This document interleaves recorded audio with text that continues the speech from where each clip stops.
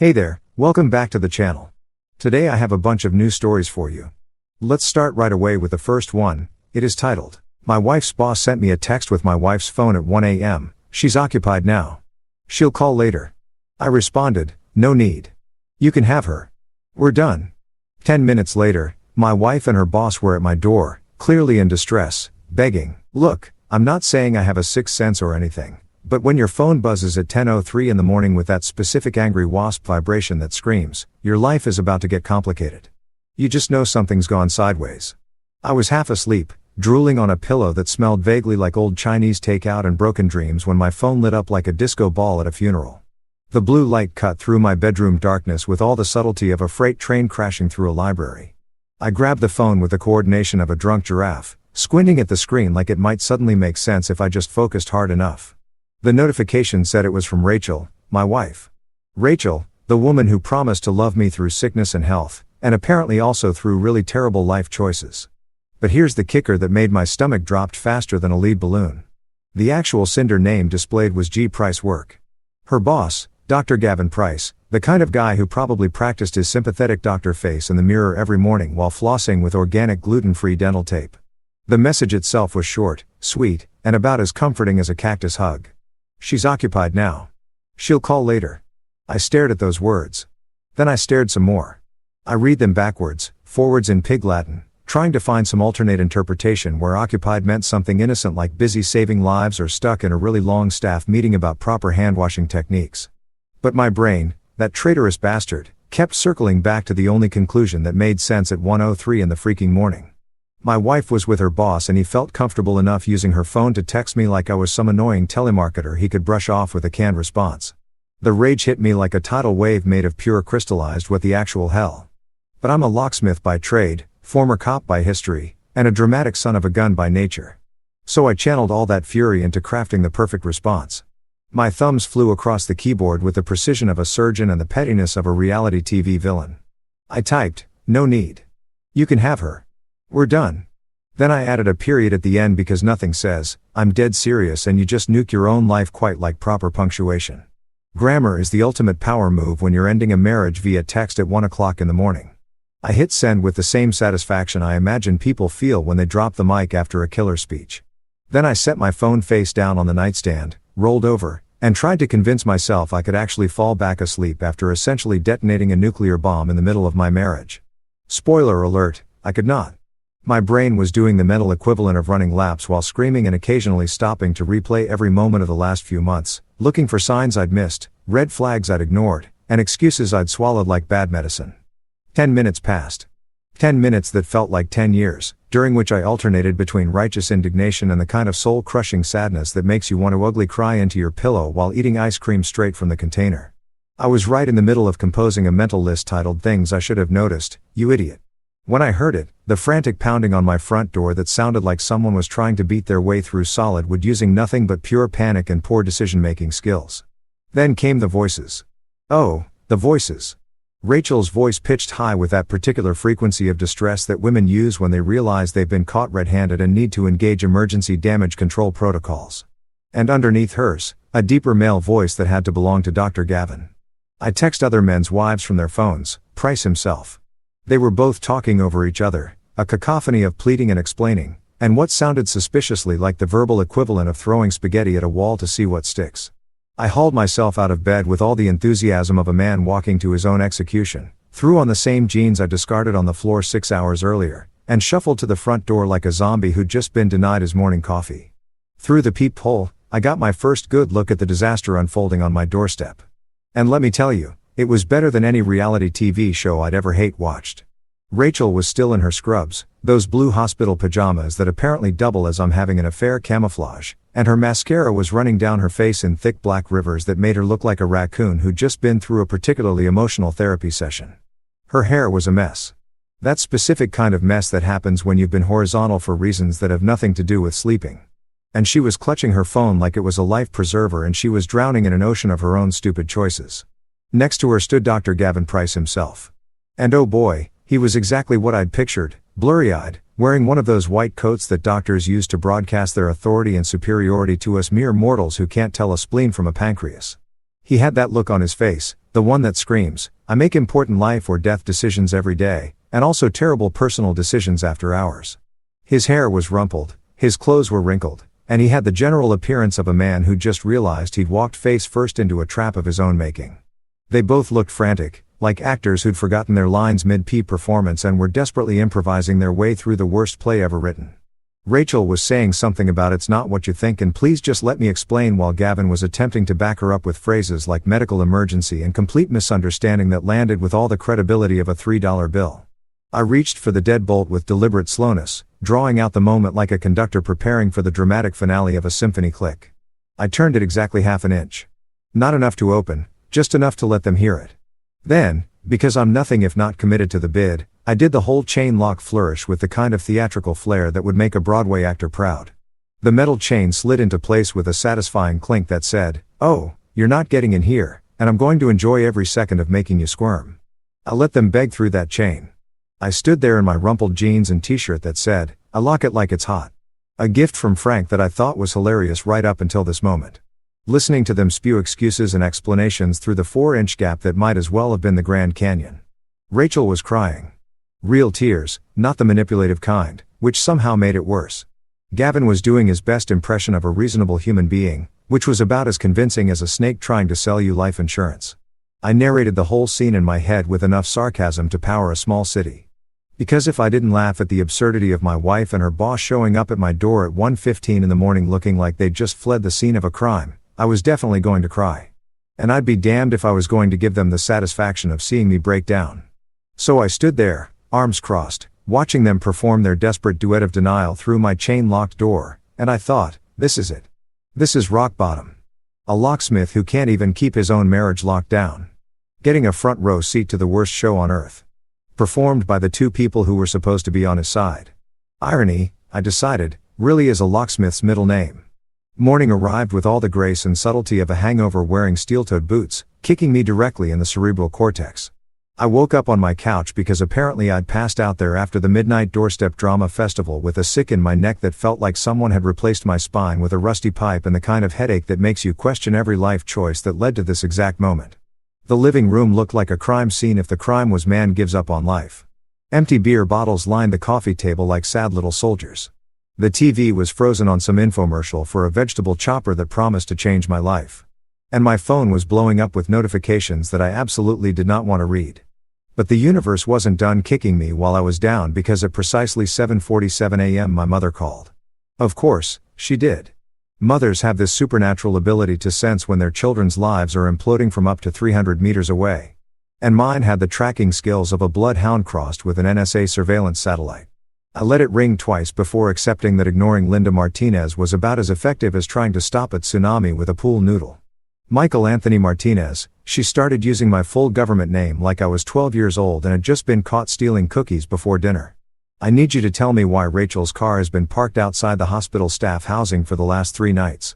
Because Dolores from church saw it and she told Patricia, who told me during our morning walk, and now half the town thinks your wife is having an affair with that doctor.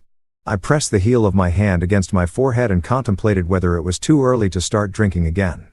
Ma, it's not even 8 o'clock in the morning. Can we schedule this crisis for a more reasonable hour? Like never. Don't you get smart with me, Mojo. Is it true? Because if it's true, I'm going to march down to that hospital. Man, it's true. Ma, I cut her off because there was no point in pretending anymore. Small towns are like living inside a fishbowl filled with piranhas who gossip. I found out last night. Well, technically this morning at 1 a.m., which is apparently when all good marriages go to die. The silence on the other end lasted exactly 3 seconds before my mother launched into a rapid-fire combination of Spanish and English that would have made a drill sergeant weep with admiration. I held the phone away from my ear and let her get it out of her system, occasionally interjecting with, "Yes, Ma," and "I know, Ma," at what I hoped were appropriate intervals. After I finally extracted myself from the maternal inquisition with promises to come over for dinner later, because apparently nothing says your life is falling apart quite like your mom's enchiladas. I surveyed my kingdom of sadness. The apartment we'd shared for 3 years looked different in the harsh morning light. Wedding photos on the mantel that now felt like evidence of a crime. My police academy graduation photo hanging next to Rachel's nursing school diploma.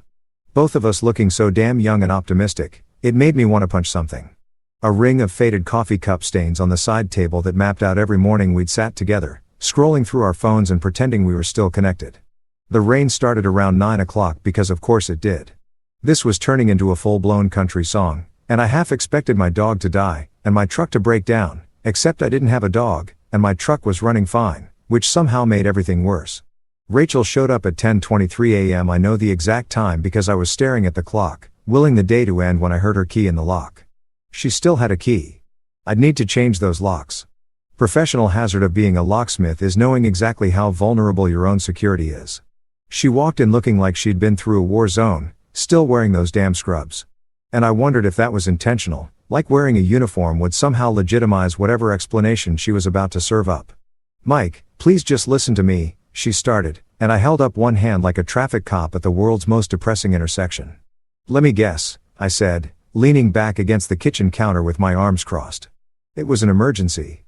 A medical emergency that required Dr. McDreamy to personally tend to you at 1 o'clock in the morning using your phone to text me because his fingers were too busy saving lives or whatever excuse you two workshopped on the drive over here." She flinched like I'd slapped her, but pushed forward with the kind of determination that comes from rehearsing a story until you almost believe it yourself. "There was a problem with a patient's foreline. Gavin was helping me troubleshoot it and I was so exhausted from the double shift that I fell asleep in his office. That's it. That's all that happened." I laughed. A short bitter bark that didn't contain an ounce of actual humor. "You fell asleep in his office, right? And he just happened to use your phone to text me like he owned it. Tell me, in this heartwarming episode of Grey's Anatomy Goes to Hell, why exactly was Dr. Price comfortable enough to send me a message from your phone? Do you two share phones regularly? Is that a new hospital policy I'm not aware of? Mike, you're being ridiculous." "No, Rachel, I'm being rational, which is apparently a foreign concept in whatever reality you've been living in." I pushed off the counter and started pacing because standing still felt like surrender.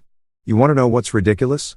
The fact that you think I'm stupid enough to buy this after-cool special you're selling." "Oh no, officer. I didn't know how the drugs got in my car." "That's what you sound like right now." Her face crumpled and she sank into the armchair. My armchair, the one I'd inherited from my grandfather, like her legs couldn't hold her up anymore. "It's been months of distance between us, Mike. Months of you working late on locksmith calls, months of me pulling double shifts, months of us passing each other like roommates instead of partners. I felt alone. I felt invisible. So, you chose a late-night drama with your boss instead of I don't know, suggesting couples counseling instead of having one single honest conversation with your husband." I stopped pacing and looked at her dead on. "You felt alone, so you made sure I'd feel alone, too. That's some real partnership right there." She was crying now, full-on sobbing into her hands. And part of me, the part that had loved her since we met at that ridiculous hospital charity auction 6 years ago, wanted to comfort her. But the bigger part, the part that had spent the last 9 hours replaying every suspicious moment from the past few months, was too busy being angry to care about her tears. "If this was really an emergency," I said, letting the sarcasm drip from every word like acid, "why didn't Dr. Price wear scrubs to my doorstep? Why did he show up in a white coat like he was making a house call at 1 o'clock in the morning? Did he stop to change? Was there a wardrobe consultation? Because I'm just trying to understand the logistics of this medical emergency that required both of you to show up at my door looking like you just fled a telenovela set." She didn't have an answer for that. She just sat there crying into her hands while the rain beat against the windows and turned the whole scene into exactly what it was, a tragedy that nobody asked for, but everyone saw coming. I gave Rachel exactly 45 minutes to cry in my apartment before I told her she needed to leave. Not because I'm heartless, though at that particular moment I was doing a pretty solid impression of a man whose heart had been put through a wood chipper, but because if I had to watch her sob into her hands for one more second, I was either going to start screaming or start crying myself. And neither option seemed particularly productive. She left with all the dramatic flair of a soap opera actress exiting stage left, taking her keys with her because I hadn't had the energy yet to tell her I'd be changing the locks by tomorrow morning at the latest. The second her car pulled out of the driveway, I grabbed my phone and scrolled through my contacts until I found the name I was looking for. Frank Sullivan, listed in my phone as Frank the Tank, Bad Ideas Department.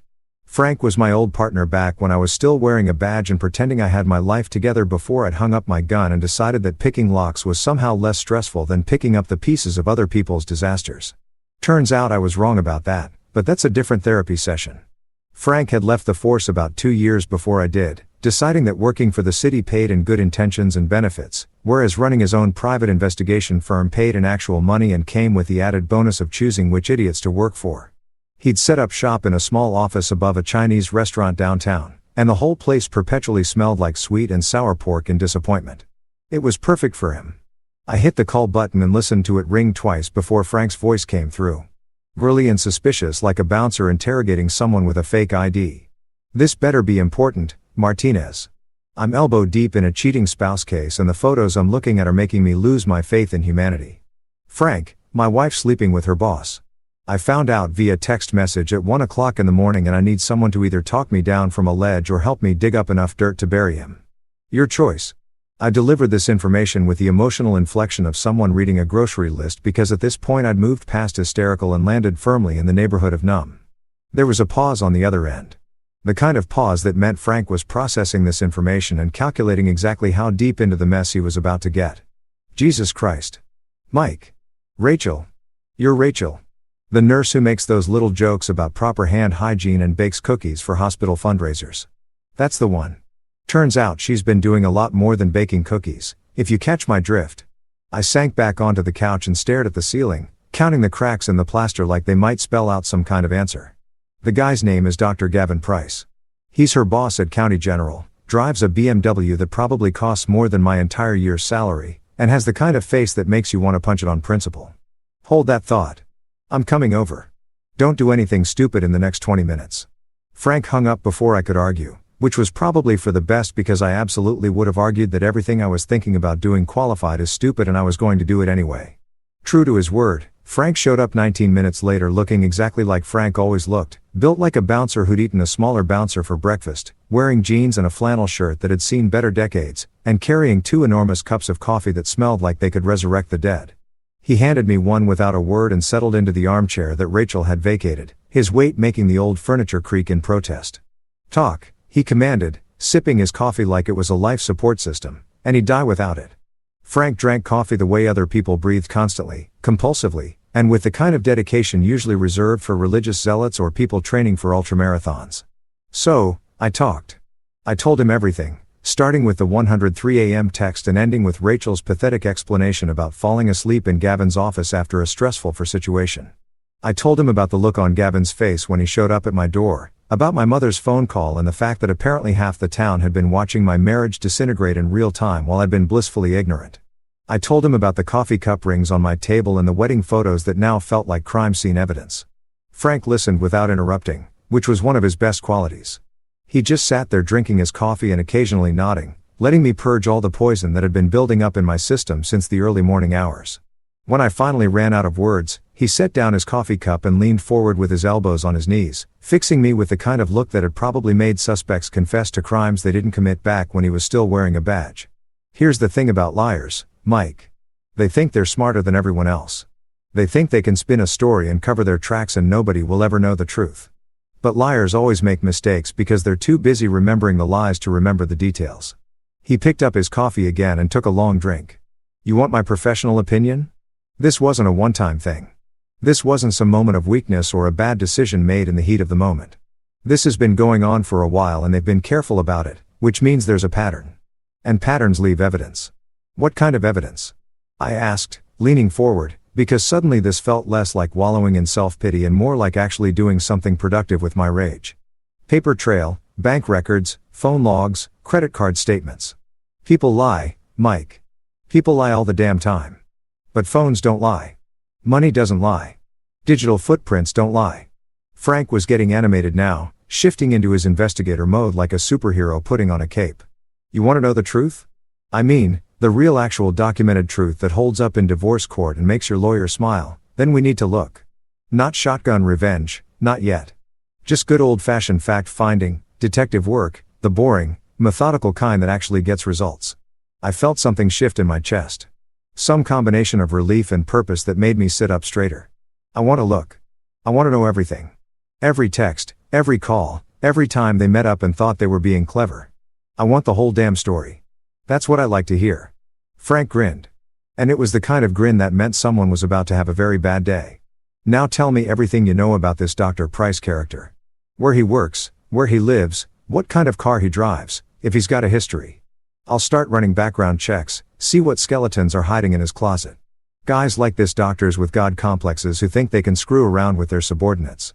They usually have a pattern. This probably isn't the first time, which means there might be other victims, other stories, other people who'd love to see him get what's coming to him. I could use my locksmith skills to help with the investigation. I offered, only half joking. Open some closed cases. Literally, Frank groaned and threw a couch pillow at my head. Jesus Christ, Martinez. That's the worst pun I've heard all week, and I spent yesterday talking to a bail bondsman who exclusively communicates in dad jokes. But yeah, your skills might actually come in handy if we need to, let's say, gain access to certain areas for documentary purposes. Documentary purposes. I like that. Very professional. I was actually smiling now, which felt bizarre given that my life was currently on fire. But there was something about having a plan, having Frank in my corner. That made the whole disaster feel less like drowning and more like swimming toward shore. I'll start digging into Price's background today, Frank said, standing up and draining the last of his coffee. Public records, professional history, any complaints filed against him, social media presence, the works. You focus on documenting everything from your end. Every conversation with Rachel, every suspicious detail you remember from the last few months, every piece of evidence that might be useful, write it down, screenshot it, save it. We're building a case here. And cases are built on details. He headed for the door, then turned back with that serious expression he used to wear when we were about to raid a drug house back in the day. Mike, one more thing. This is going to get ugly before it gets better.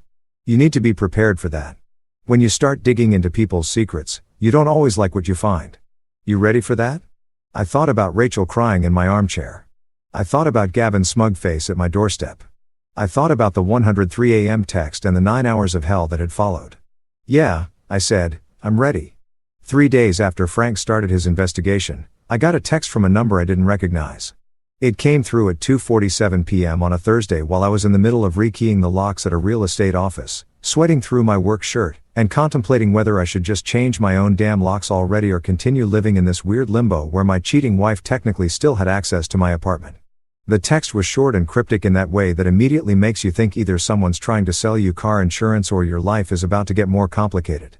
We need to talk. It's about Rachel and Gavin. LLA. LLA. Rachel's friend Leah. LLA Chan, who taught overpriced spin classes at that boutique fitness studio downtown where people paid $40 to ride a stationary bike in a dark room while someone yelled motivational garbage at them. Leah, who posted Instagram stories of her green smoothies and acai bowls with captions about wellness journeys and finding your authentic self. Leah, who I'd always privately suspected was one of those people who preached health and positivity while secretly stress-eating cookie dough at midnight and contemplating the meaninglessness of existence.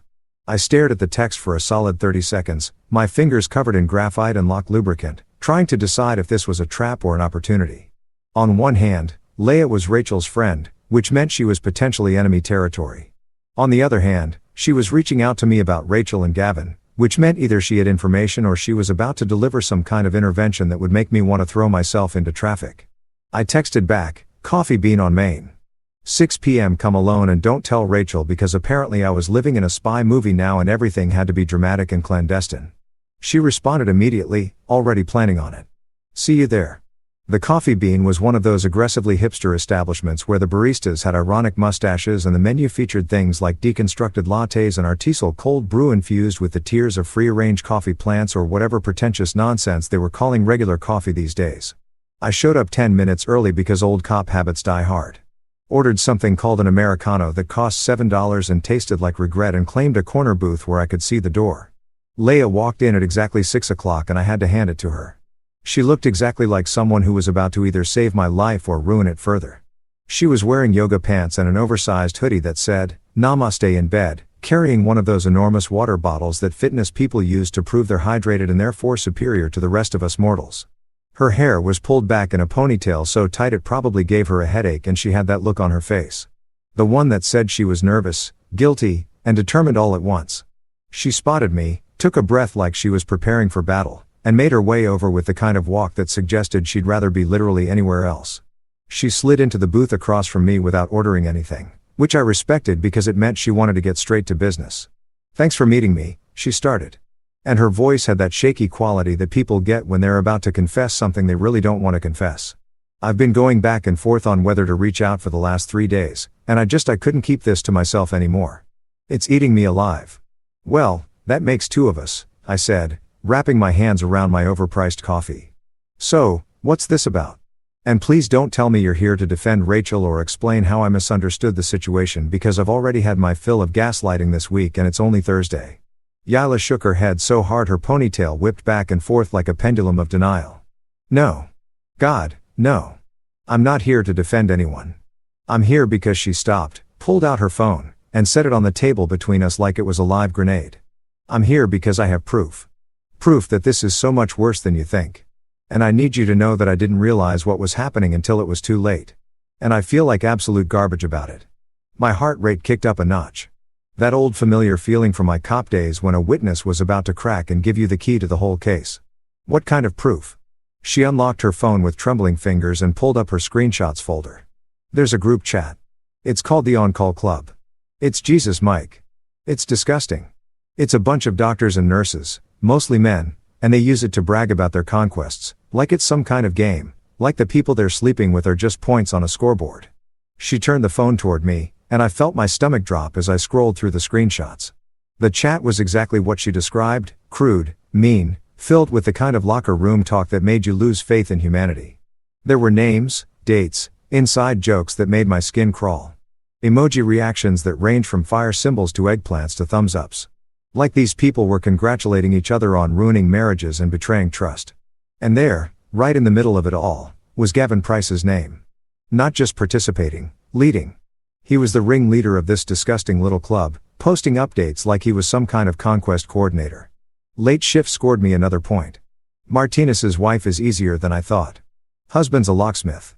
Ironic since he can't lock down his own marriage. Faced with tears of joy, I stared at those words until they burned into my retinas. The casual cruelty of it. The way he'd reduced Rachel to a point, a joke, a punchline in his twisted game.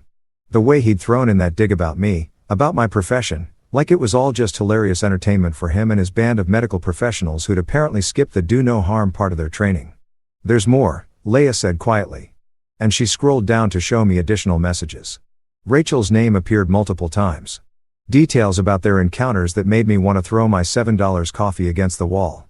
Comments from other members of the chat congratulating Gavin, making jokes, treating the whole thing like it was fantasy football, but with real people's lives. How long has this been going on? I asked, my voice coming out rougher than I intended. The chat's been active for at least 2 years from what I can tell. Rachel's name started appearing about 4 months ago. Hila pulled her phone back and hugged it to her chest like it contained classified information. Mike, I need you to understand. I didn't know. I swear to God, I didn't know it was this bad. Rachel told me she was interested in someone at work, that there was chemistry, and her voice cracked. I helped her cover. I lied for her. I told you she was with me on nights when she wasn't. I thought it was just flirting, maybe some harmless emotional affair that would fizzle out. I didn't know there was a whole hunting club treating women like trophies. I wanted to be angry at her. Part of me was angry at her. But the bigger part recognized that she was here now with evidence looking like she wanted to crawl into a hole and die from guilt. That counted for something. Why are you showing me this now? I asked, what changed? I saw the messages from the night you found out. After you texted Gavin, the chat went crazy. They were laughing about it, Mike. Laughing about you finding out, making jokes about how you'd react, taking bets on whether Rachel would go back to you or stick with Gavin. She looked like she might cry, and I noticed for the first time that she probably hadn't slept much in the last few days. And that's when I realized this wasn't some romantic affair or forbidden love story. This was predatory. This was cruel. These are people with power using that power to manipulate others and then bragging about it like they're collecting baseball cards. I laughed. A dark, throat-clearing sort of laugh that contained zero actual humor and 100% bitter recognition of how absurd my life had become. Let me get this straight. My wife's having an affair with her boss who's part of some kind of medical professional sex club where they share notes on their conquests like they're comparing their fantasy football lineups. And you helped cover for her because you thought it was romantic. Does that about sum it up? When you say it like that, it sounds even worse, Leia whispered. That's because it is worse. It's cartoonishly bad. It's so bad it loops back around to being almost funny. Except on the punchline, so it's actually just soul-destroying. I rubbed my face with both hands. Can you send me those screenshots? Already done. I airdropped them to your phone while you were reading. She finally reached for her water bottle and took a long drink like she needed to hydrate after purging all these secrets. There's something else you should know. I'm not the only one who helped cover. There are other people, friends, co-workers, who knew things were happening and either didn't care or actively participated in keeping secrets. This whole thing is bigger than just Rachel and Gavin. Of course it is, I muttered. Because why would my personal disaster be contained and manageable when it could be a full-blown conspiracy involving multiple accomplices? Leia stood up, gathering her things with the energy of someone who just completed a mission and desperately needed to escape. I'm sorry, Mike. I'm so sorry I was part of this. I'm going to have to live with that guilt for a long time. But I thought you deserved to know the truth. All of it. I looked at her, really looked at her, and saw someone who probably did drink kale smoothies while hiding whiskey in her water bottle. Someone who preached wellness while drowning in her own mess. Someone who was trying to do the right thing, even though it was way too late. Thanks for this, I said, gesturing to my phone where the screenshots now lived. I mean that. This is proof. Proof is a delicious cold thing. Yila, you just gave me ammunition. She nodded and left without another word, leaving me alone in my corner booth with my cold coffee and my smoking gun. I pulled up the screenshots again and scrolled through them slowly, methodically, memorizing every crude joke and casual cruelty. They thought they were untouchable. They thought they could keep their little club secret, laugh at their victims, and never face consequences. They forgot that every lock has a key, and I was very, very good at finding them. Frank showed up at my apartment 4 days after my coffee shop confession session with Leia, carrying a folder that was thicker than my old police vest, and had that particular weight that comes from containing someone's entire history of being a garbage human being. He didn't knock, just used the spare key I'd given him back when we were partners. And I still believed in things like trust and friendship, and walked in to find me sitting at my kitchen table, surrounded by printouts of the On-Call Club screenshots, a legal pad covered in notes that probably made me look like a conspiracy theorist, and enough empty coffee cups to qualify as a health hazard. You look like hell, Frank said by way of greeting, setting the folder down on the table with a thud that sent some of my papers flying. When's the last time you slept or showered or consumed anything that wasn't liquid caffeine? Bold words coming from a man who considers coffee a food group? I shot back, but I couldn't really argue with his assessment. I'd been living in the same pair of sweatpants for 2 days. My hair was doing something that could charitably be called abstract art. And I'm pretty sure I smelled like a combination of lock lubricant, desperation, and poor life choices. Please tell me that folder contains something that will make me feel better about the fact that my wife joined a sex cult and I was too stupid to notice. It's not a sex cult. It's just a group of entitled with medical degrees and no moral compass. Frank corrected, dropping into the chair across from me. But yeah, this folder is going to make your whole week, maybe your whole month, possibly your whole year, depending on how much you enjoy watching people get what they deserve. He flipped open the folder with the dramatic flair of a magician revealing his best trick. And I found myself staring at a collection of documents that looked like they'd been compiled by someone with an axe to grind and a really good filing system. Complaint forms, HR reports, legal documents with official-looking letterheads, personnel files that probably weren't supposed to be accessible to civilians, but Frank had ways of obtaining things that I'd learned long ago not to ask too many questions about.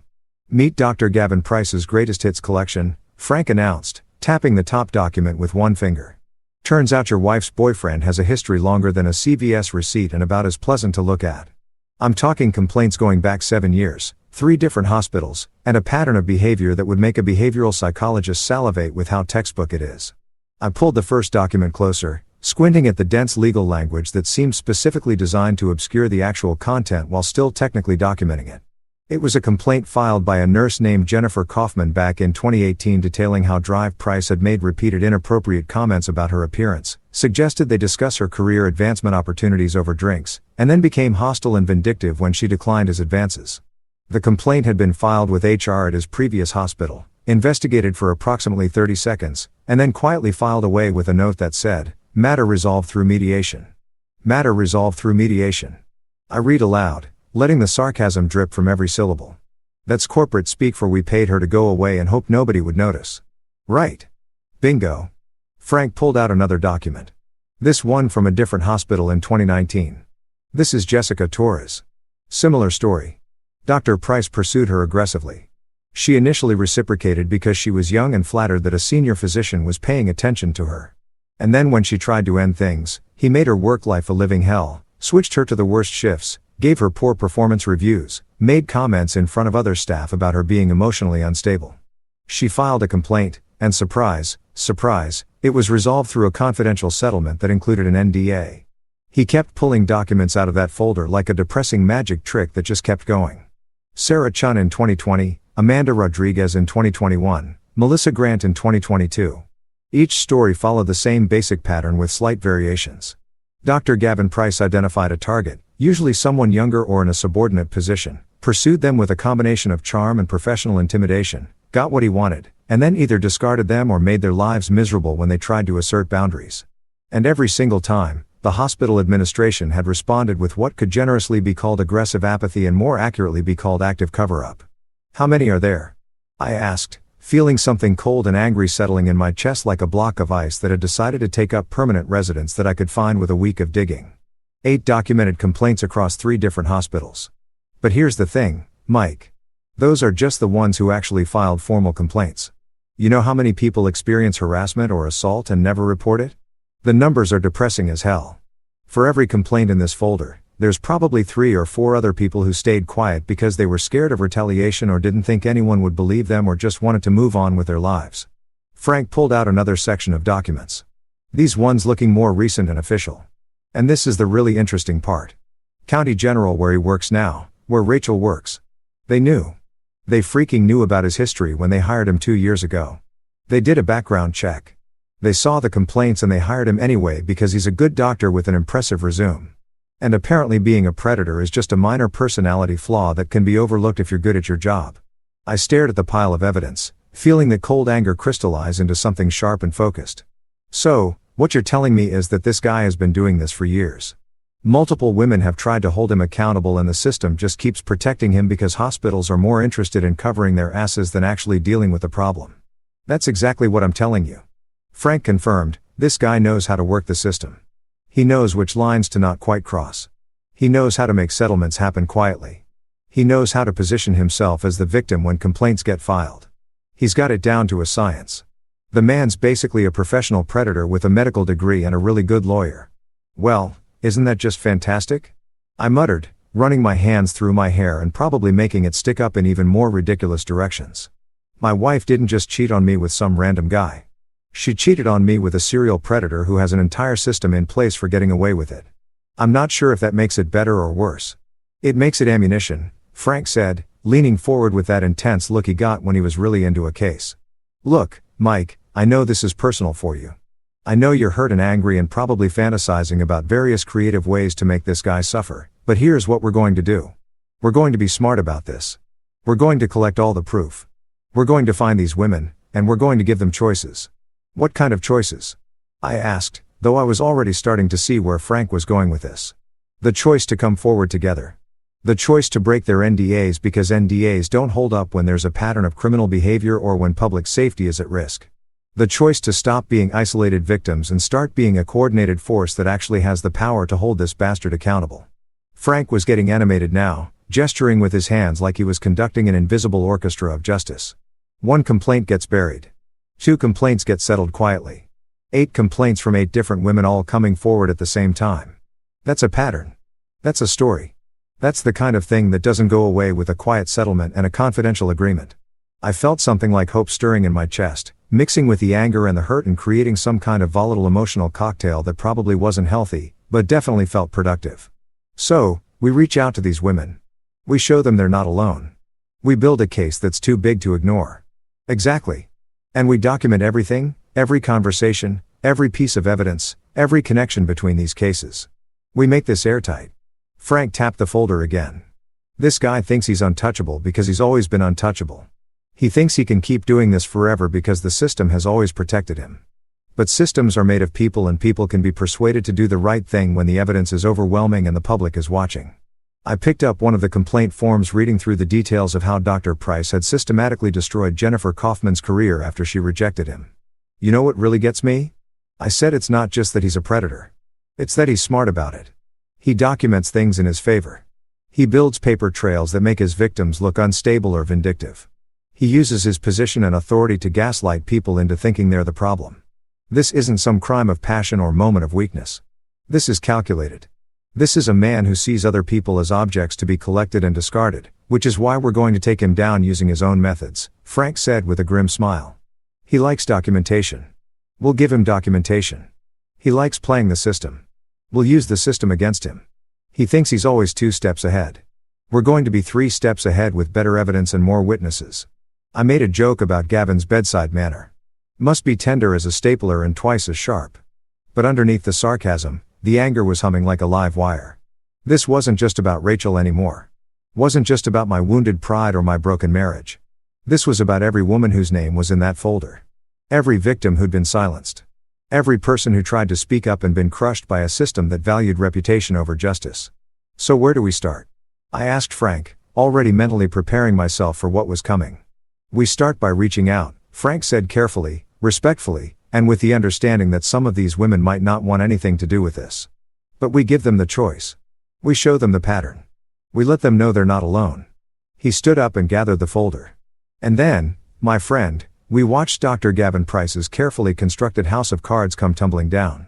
I looked at the folder at the evidence of years of harm and felt that cold anger settle into something like purpose. Good, I said. Let's get to work. Sophie Price called me on a Tuesday morning while I was in the middle of installing a smart lock system for a paranoid tech entrepreneur who was convinced his business partners were trying to steal his app AITA. The name on my phone screen just said unknown caller. And normally I'd let that go to voicemail because unknown callers are usually either telemarketers trying to sell me extended car warranties or robots informing me that my social security number has been compromised and I need to send gift cards immediately to fix it. But something made me answer. Maybe intuition, or maybe just the fact that my life had become so weird that unknown callers could literally be anything from long-lost relatives to hitmen to aliens trying to make first contact. Is this Michael Martinez? The voice was female, composed, and had that particular edge that comes from someone who's done crying about their problems and moved into the strategic planning phase of revenge. Depends on who's asking and whether you're about to serve me papers, I said. Because at this point, I wouldn't have been surprised if Rachel had decided to sue me for emotional distress or some equally insane legal maneuver. This is Sophie Price, Gavin's ex-wife. She let that sink in for exactly 3 seconds before continuing. I heard through the hospital grapevine that you're collecting information about my ex-husband's extracurricular activities, and I think we should talk. I have things you'll want to see. I nearly dropped my drill. Gavin's ex-wife, the woman who'd been married to this predator before he'd moved on to terrorizing the nurses at County General. I'd known he was divorced. Frank had mentioned it in his background research. But I hadn't considered that his ex might be a potential ally in this whole mess. That was stupid of me, actually, because ex-wives are basically walking databases of dirt on their former spouses, especially when those former spouses are serial cheaters with God complexes. I'm listening, I said, stepping away from my paranoid client who was busy explaining his 17-step authentication system that would definitely keep out intruders and definitely drive him insane within 6 months. Not over the phone, lunch today. There's a diner called Rosie's on the east side. You know it. Her tone suggested this wasn't really a question so much as a statement of how things were going to be. I know it. 12:30 work for you. See you there. And Mr. Martinez, come alone. This isn't the kind of conversation that needs an audience. She hung up before I could respond, which seemed to be a theme in my life lately. People dropping bombshells and then disappearing before I could process the information properly. I finished up the smart lock installation in a daze. Took my payment from the paranoid tech guy and spent the drive to Rosie's diner trying to figure out what exactly Gavin's ex-wife wanted from me and whether this was going to be helpful or just add another layer of complexity to my already absurdly complicated situation. Rosie's diner was one of those classic American establishments that had probably been serving coffee and disappointment since the 1950s, with red vinyl booths that were held together more by duct tape and hope than actual structural integrity, and a menu that featured things like meatloaf surprise where the surprise was probably food poisoning. I spotted Sophie the second I walked in, sitting in a corner booth with her back to the wall, like she was either paranoid or used to being in situations where knowing all the exits was important. She looked exactly like someone who'd been married to Gavin Price and lived to tell the tale. Mid-30s, professionally dressed in a way that screamed, I have a real job and real responsibilities. With dark hair pulled back in a severe bun and the kind of sharp, intelligent eyes that suggested she'd stopped being naive around the same time she'd stopped being married. She wasn't traditionally beautiful. She was better than that. She was the kind of woman who looked like she could calculate your net worth, your moral failings, and the exact amount of you were trying to sell her all in the time it took you to say hello. I slid into the booth across from her and we did that awkward thing where two people who are connected only by the fact that their respective spouse and ex-spouse are terrible human beings try to figure out how to start a conversation. You look better than I expected, Sophie said, which was possibly the strangest opening line I'd ever received. I was picturing someone more, I don't know, destroyed.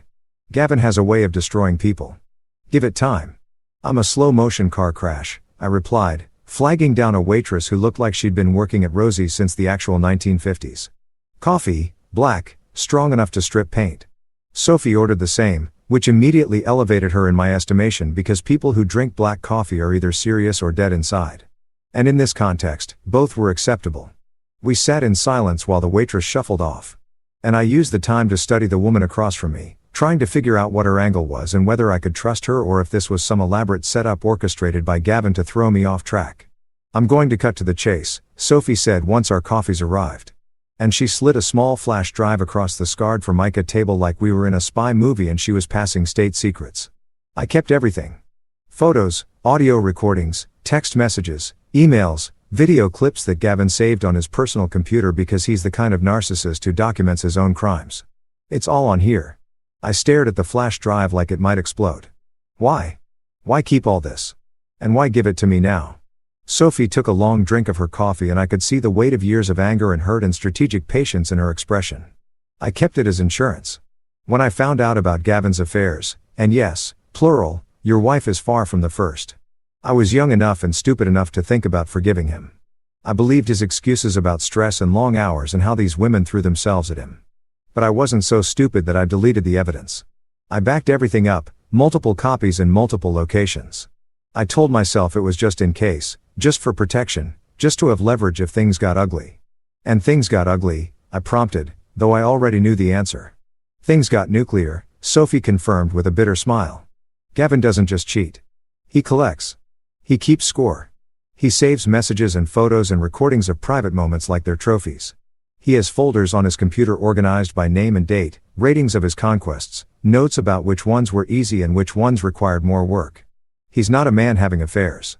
He's a predator documenting his kills.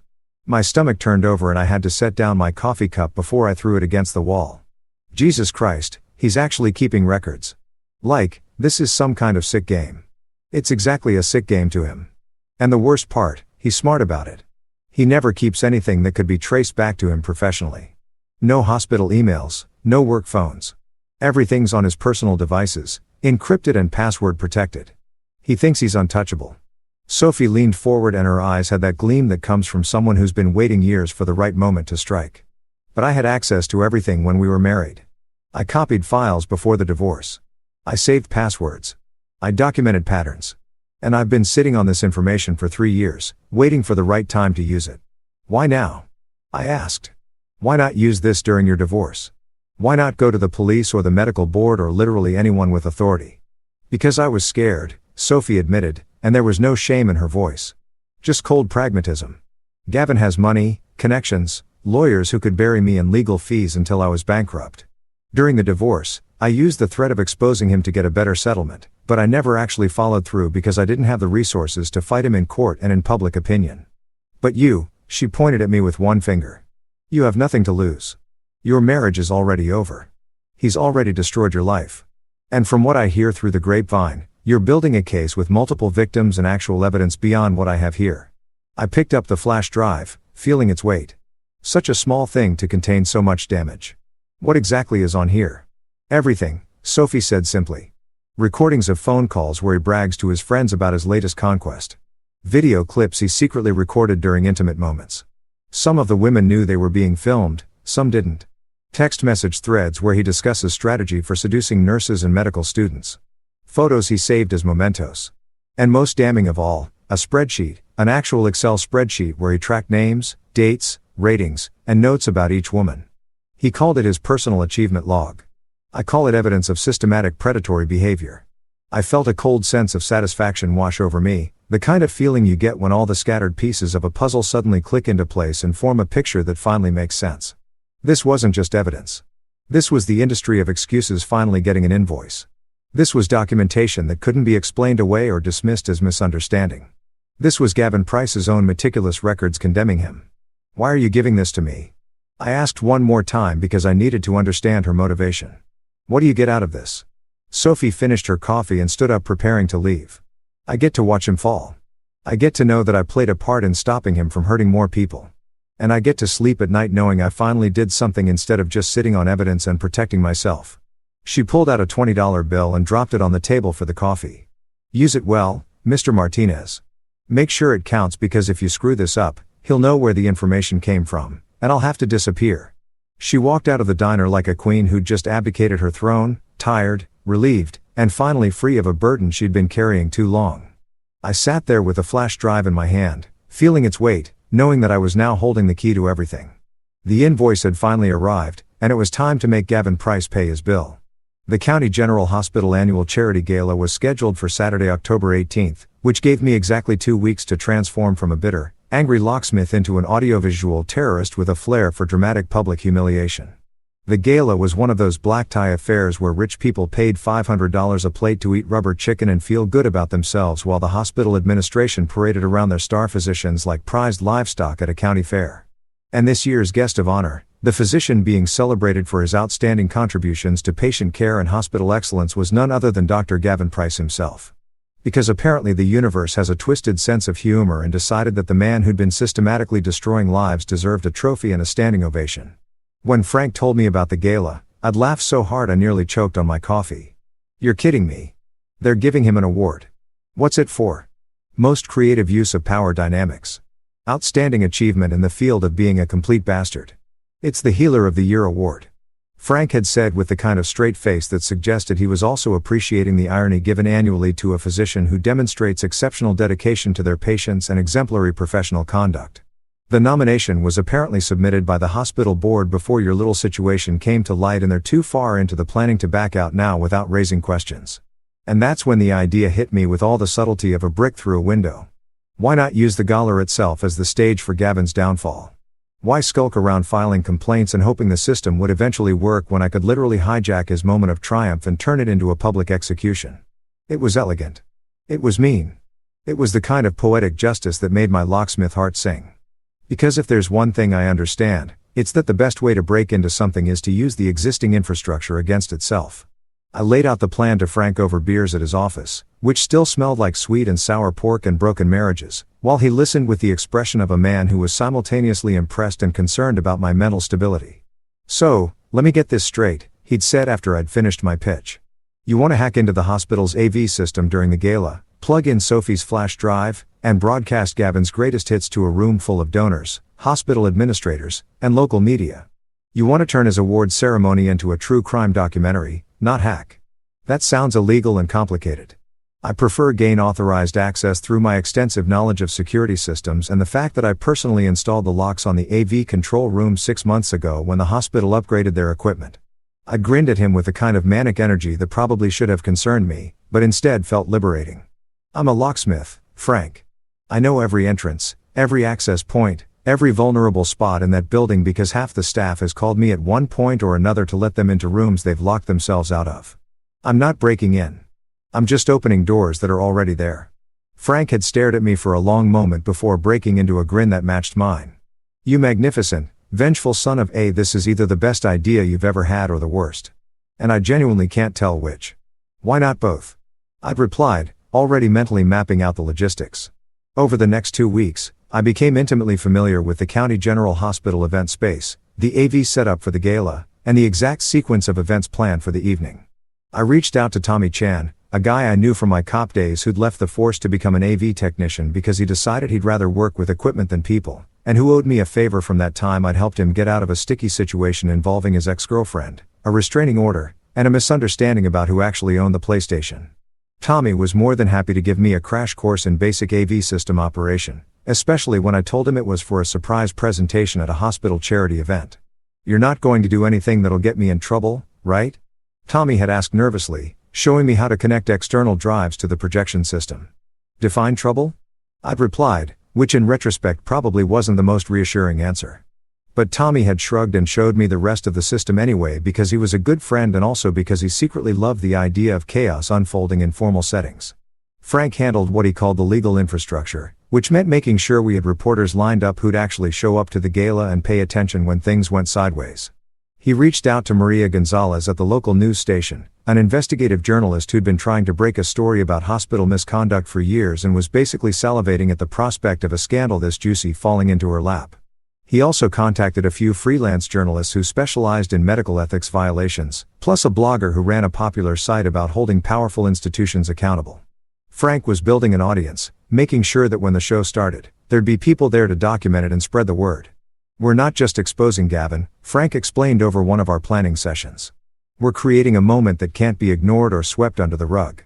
We're making sure there are enough witnesses and enough media coverage that the hospital has no choice but to respond publicly instead of handling this quietly behind closed doors like they've done with every other complaint against him. Leia became our inside coordinator, the person who kept nervous nurses calm and made sure that the women who'd agreed to come forward knew what was happening and when. She'd reached out to several of Gavin's victims carefully, respectfully, explaining that there was going to be a public reckoning and asking if they wanted to be present for it or if they preferred to stay away and let their evidence speak for itself. Some chose to attend the gala, wanting to watch Gavin's face when his world collapsed. Others decided to stay home, but gave AITA permission to represent their stories. A few wanted nothing to do with any of it and asked to be left alone, which we respected because this was about giving people choices, not forcing them into another situation where they had no control. Leia was perfect for this role because she had that combination of fitness instructor peppiness and genuine empathy that made people trust her even when she was basically recruiting them for an ambush. She'd text me updates throughout the week. Got 3 more confirmed attendees. Jessica Torres wants to be there. Sarah Chun is flying in from Colorado because she says she wouldn't miss this for anything. And each message felt like another piece clicking into place. Sophie was the quiet fire in the background. The quality control specialist making sure that every file on the flash drive was authentic, admissible, and devastating. She went through the recordings and photos with the kind of meticulous attention to detail that suggested she'd been preparing for this moment for years, organizing everything chronologically, creating a presentation that told a clear story from beginning to end. She put together a highlight reel that was only 12 minutes long, but contained enough evidence to bury Gavin 6 feet under, complete with audio clips of him bragging about his conquests, screenshots of the on-call club chat, and excerpts from his infamous spreadsheet with names redacted to protect the victims, but numbers clearly visible. 12 minutes, Sophie had told me when she handed over the finalized flash drive. That's all you need. 12 minutes of his own words, his own documentation, his own systematic predation laid out in a way that even the most willfully ignorant administrator can't dismiss. I've timed it to sync with the planned award presentation. Right after they announce his name and he takes the stage, you start the video. Maximum impact, maximum humiliation. We rehearsed the plan until I could execute it in my sleep. Frank would be positioned near the exits with his journalist contacts, ready to intercept anyone who tried to shut down the presentation or flee the scene. Leia would be scattered throughout the audience with the victims who chose to attend, providing moral support and making sure everyone felt safe. Sophie would be in the back of the room watching from the shadows like the ghost of Gavin's past coming back to haunt him. And I would be in the AV control room, which I had keys to naturally because I'd installed the locks, ready to plug in the flash drive at exactly the right moment and turn the hospital celebration into a public trial. It was elegant in its simplicity. We weren't relying on the system to deliver justice. We were creating our own system using the tools available to us, fitting the key into the last lock of a house built entirely on lies and professional courtesy. The hospital wanted to celebrate Dr. Gavin Price's contributions. Fine. We'd show them exactly what he'd been contributing to.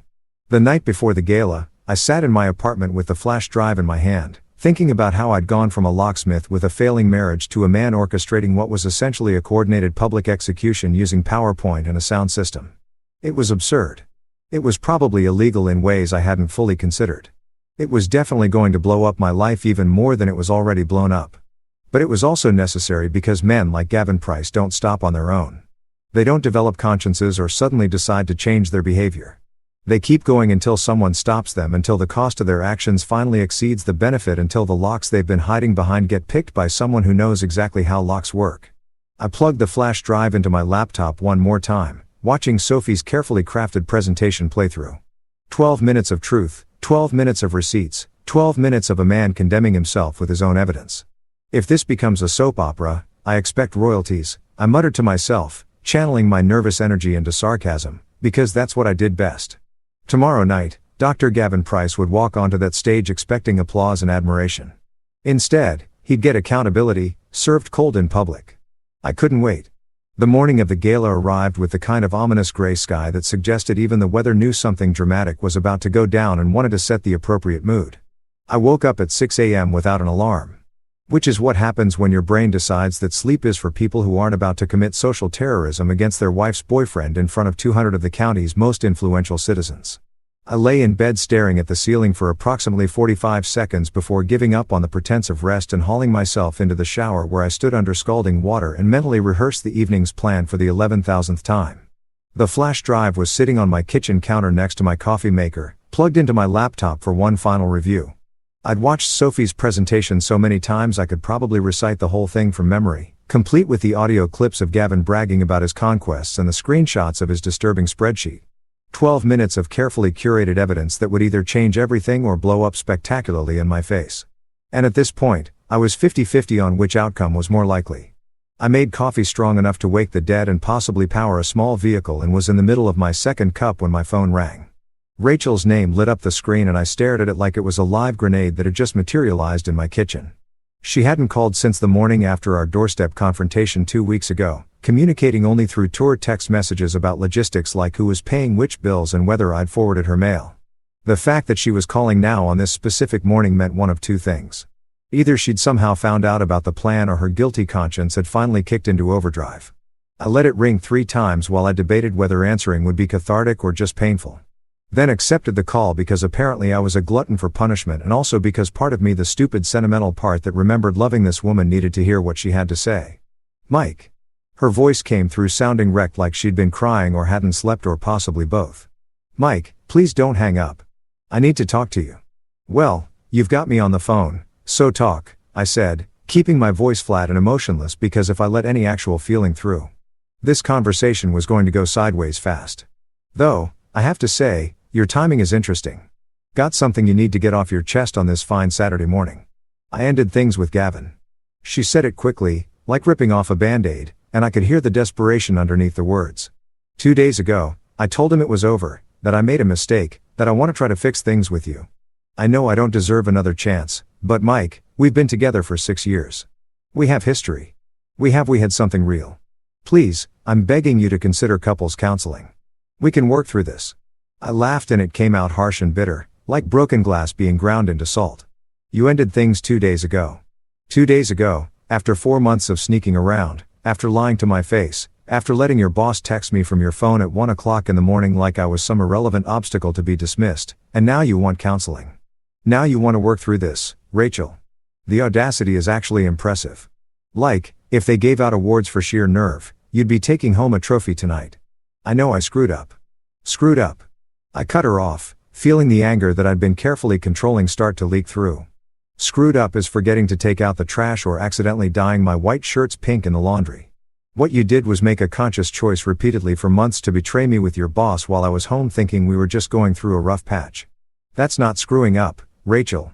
That's systematic deception. She was crying now. I could hear it in her breathing. But I couldn't make myself care the way I would have even 3 weeks ago. Something fundamental had broken between us.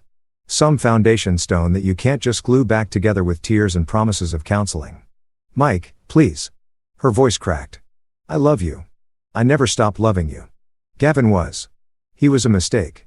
A terrible, stupid mistake that I regret more than anything. But it's over now. I've blocked his number. I've put in for a transfer to a different department. I'm doing everything I can to make this right. Let me ask you something, I said, and my voice came out colder than I'd intended, sharp enough to cut. Did Gavin record you? Did he take photos, videos, save your text messages? Did he document your relationship like it was some kind of conquest he wanted to remember? The silence that followed was deafening. It stretched out for 5 seconds, then 10. And in that silence, I heard everything I needed to know. The fear, the realization, the understanding that whatever promises Gavin had made about privacy and discretion were as worthless as his marriage vows had probably been. He promised he deleted everything. Rachel finally whispered, and she sounded small and scared and young in a way that made something twist painfully in my chest despite my anger. After I told him we were done, he said he'd delete all the messages and photos. He promised, Mike, he said. He promised. Yeah, like men in dramas promise. I interrupted and the sarcasm was back in full force because it was easier than acknowledging the part of me that still hurt for her, that recognized she'd been played by someone with a lot more experience in manipulation than she had. Let me tell you something about Gavin Price that you apparently haven't figured out yet. He doesn't delete anything. He collects, he saves, He documents every conquest like he's building a museum dedicated to his own ego and other people's bad decisions. So, no, Rachel, he didn't delete your messages. They're probably backed up in 3 different cloud storage accounts with labels and dates and maybe even ratings. Her crying intensified, dissolving into the kind of sobbing that comes from genuine fear and the dawning realization that you've been way more naive than you thought possible. Oh God. Oh God. Mike, you have to help me. If those photos get out, if people see my job, my reputation, my family, now you care about your job and reputation. The words came out harsher than I'd intended, but I was too far gone to pull them back. Where was that concern 4 months ago when you were making the choice to sleep with your boss? Where was that forward thinking when you were letting him photograph intimate moments? I didn't know. She practically shouted and there was genuine anguish in her voice. I didn't know he was recording some of it. I didn't know he saved everything. I didn't know about the other women or the chat group where she stopped and I could hear her trying to compose herself. Wait, how do you know about all this? How do you know what Gavin does? Because unlike you, I did my homework, I said flatly. When I found out my wife was cheating, I didn't just sit around crying into my beer. I investigated. I talked to people. I found evidence. And let me tell you, Rachel, what I found is so much worse than you cheating with your boss. What I found is a pattern of predatory behavior going back years. Multiple victims, systematic abuse of power, and documentation that would make a prosecutor weep with joy. There was another long pause and when Rachel spoke again, her voice was shaking.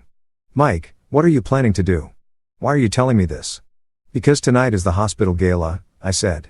And I was surprised by how calm I sounded, how collected, like I was explaining the weather instead of my plans to destroy her boyfriend's career.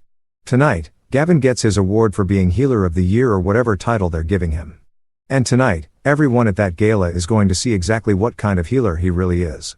No, it came out as a whisper, then stronger. No, Mike, you can't. Please, I'm begging you. Don't do this publicly. Don't make this a spectacle. It'll destroy me, too. Everyone will know. My colleagues, my friends, my parents. You should have thought about that before you let Gavin take pictures, I said. And part of me recognized I was being cruel. But the bigger part was too angry and hurt to care. You made your choices, Rachel. You chose to have an affair. You chose to trust a man who collects women like baseball cards. You chose to believe his promises. And now you get to live with the consequences of those choices, just like I have to live with the consequences of marrying someone who betrayed me. Mike, please stop. I cut her off, suddenly exhausted by the whole conversation, by the pleading and the tears and the last-minute appeals to my better nature. Stop begging. Stop making promises you won't keep. Stop acting like you can fix this with enough crying and apologies. It's done, Rachel. We're done.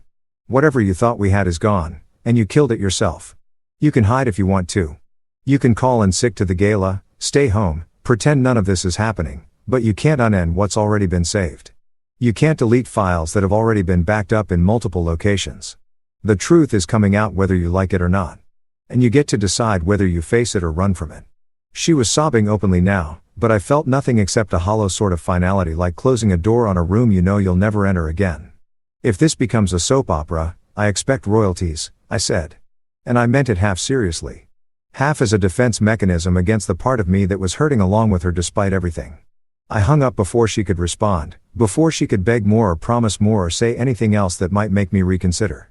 I set my phone face down on the counter and finished my coffee, looking at the flash drive sitting next to my laptop. Tonight, the truth came out. Tonight, everyone would see what I'd been seeing for weeks. And if Rachel got caught in the blast radius, well, actions have consequences, and she'd earned hers. The County General Hospital annual charity gala was exactly as pretentious as I'd imagined. Which is to say, it looked like someone had taken a Pinterest board labeled classy medical event and vomited it all over the hospital's conference center with no regard for subtlety or taste.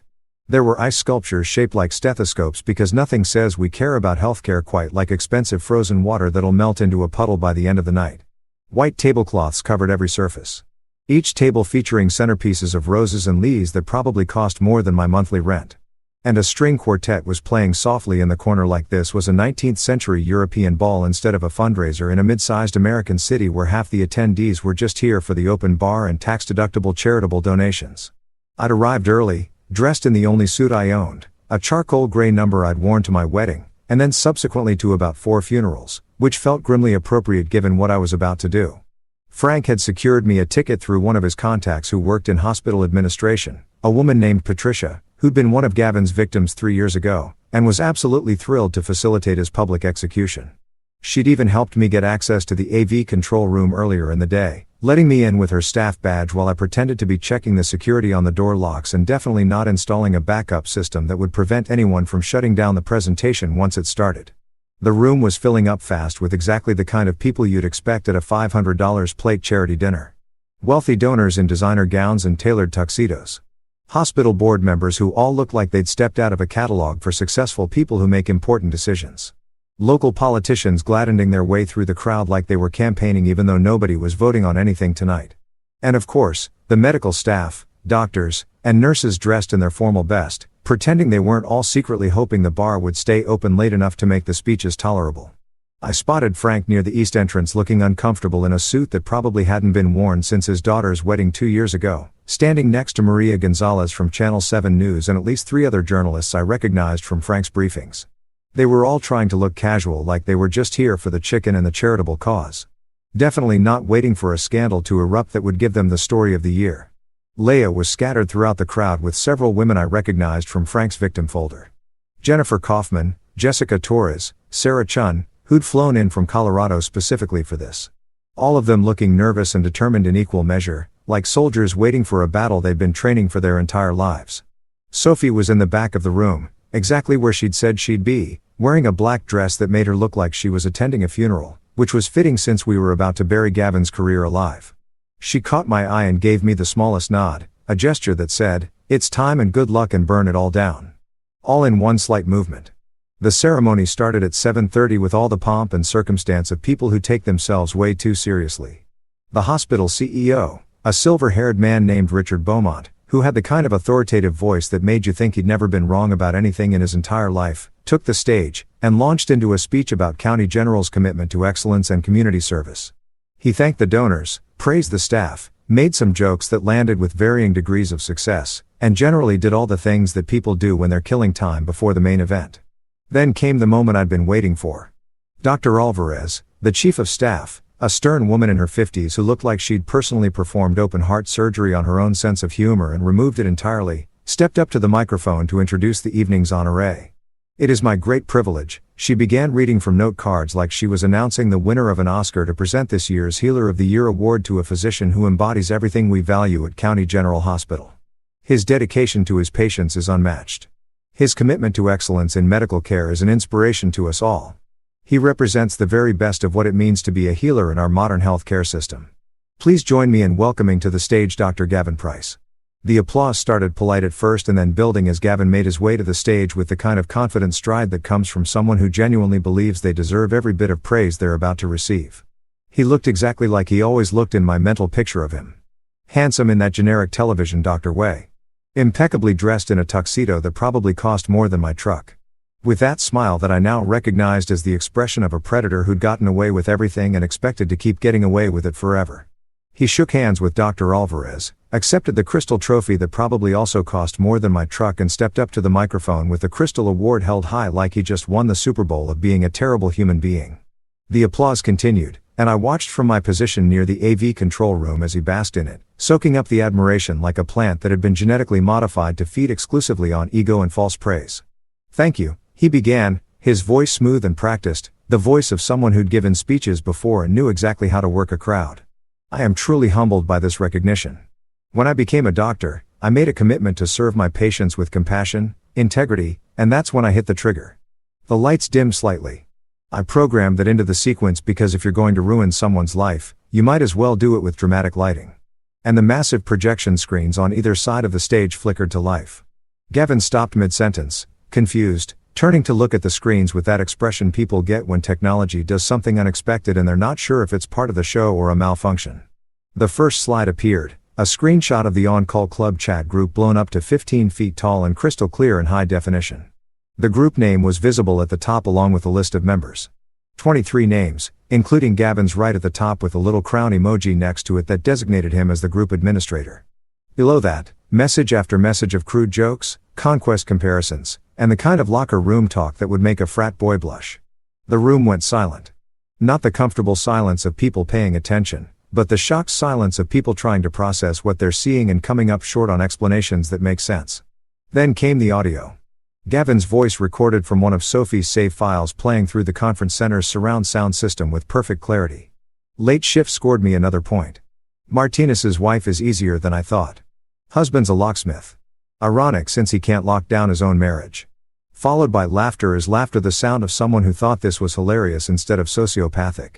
I watched the color drain from Gavin's face as he stood there on stage trapped in a spotlight, watching his own words condemn him on screens the size of billboards. He started to move, reaching for Dr. Alvarez, trying to say something, but the presentation just kept rolling with the mechanical efficiency of truth that doesn't care about excuses. More screenshots.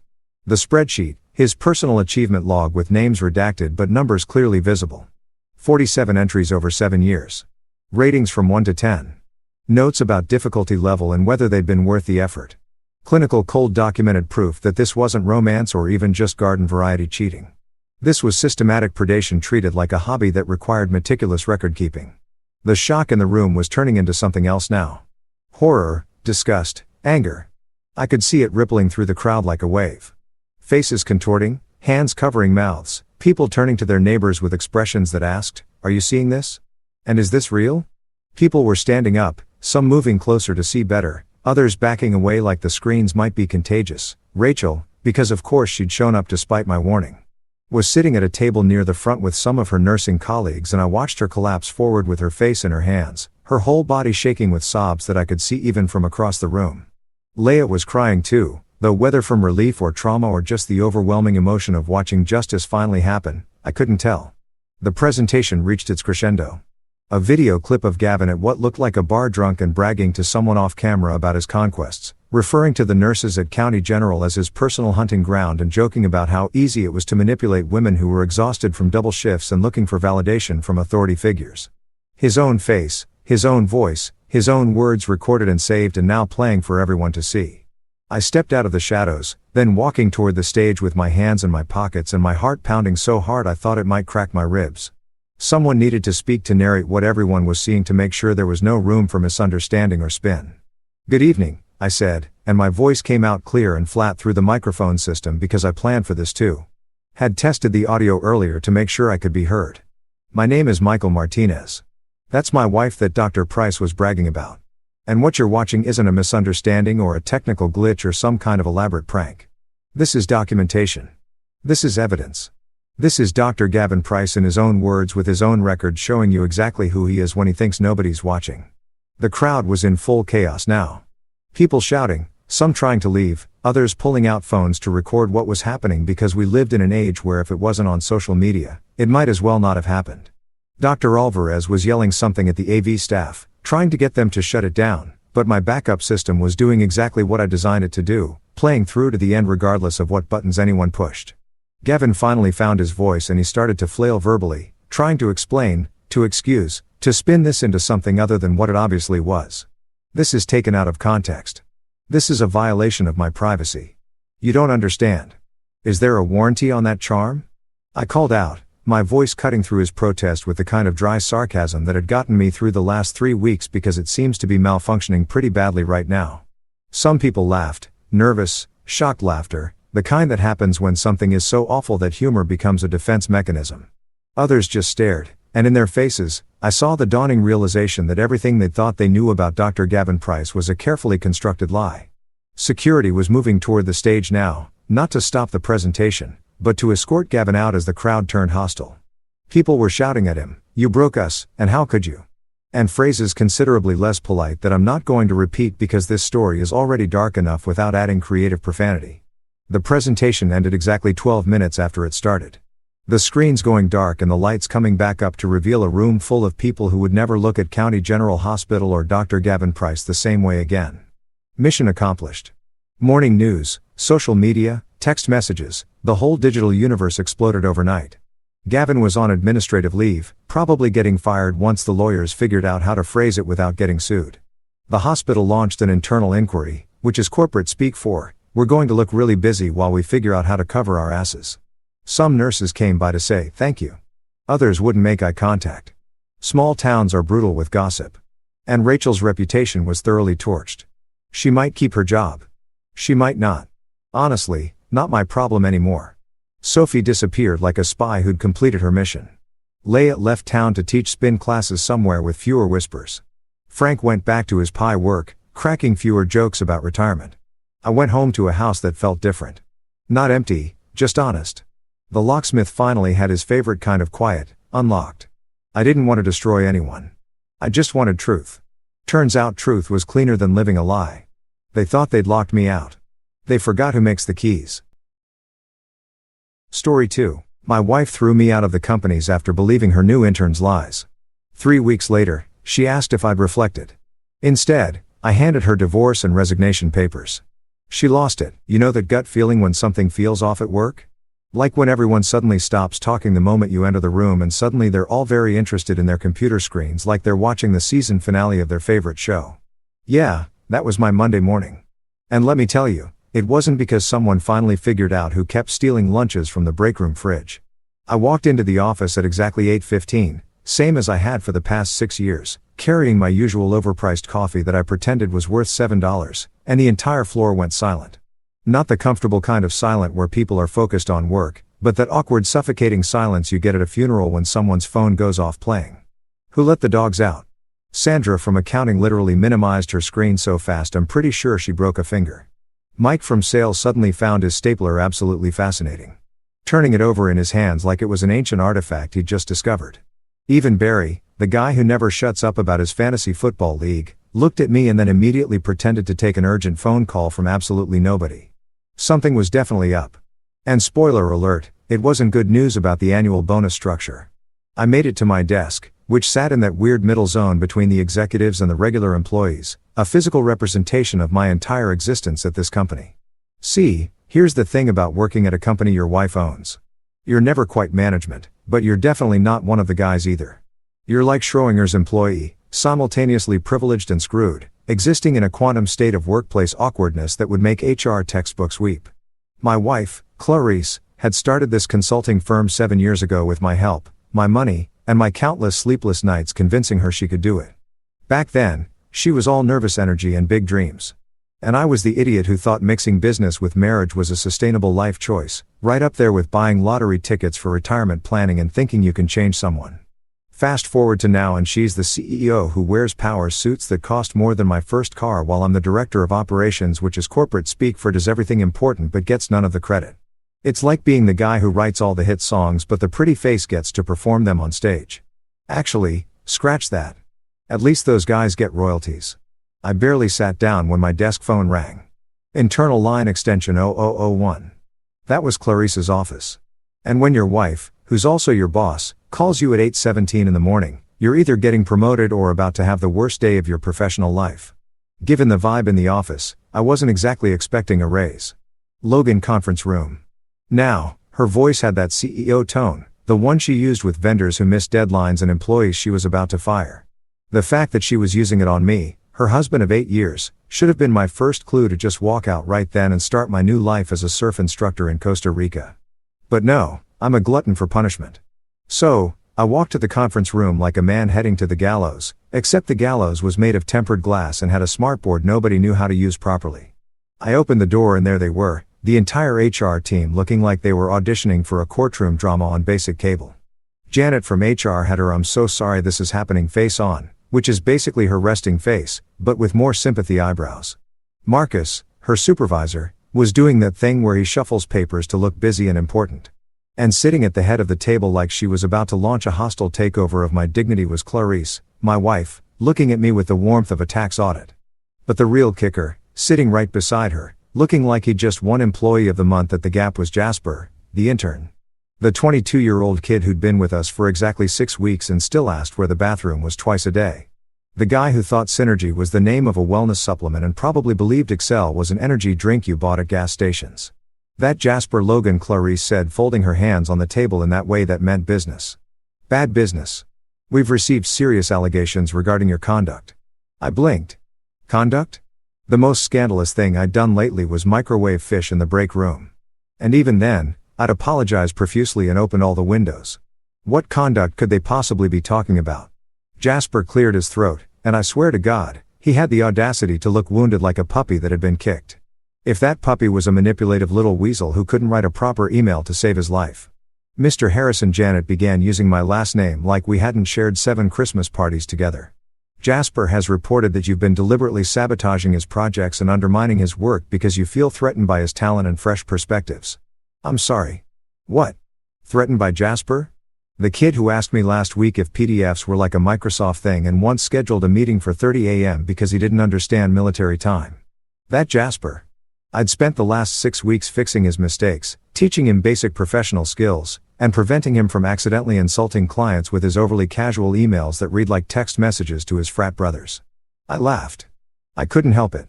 The absurdity of the situation hit me like a freight train made of irony and stupidity, and I just laughed.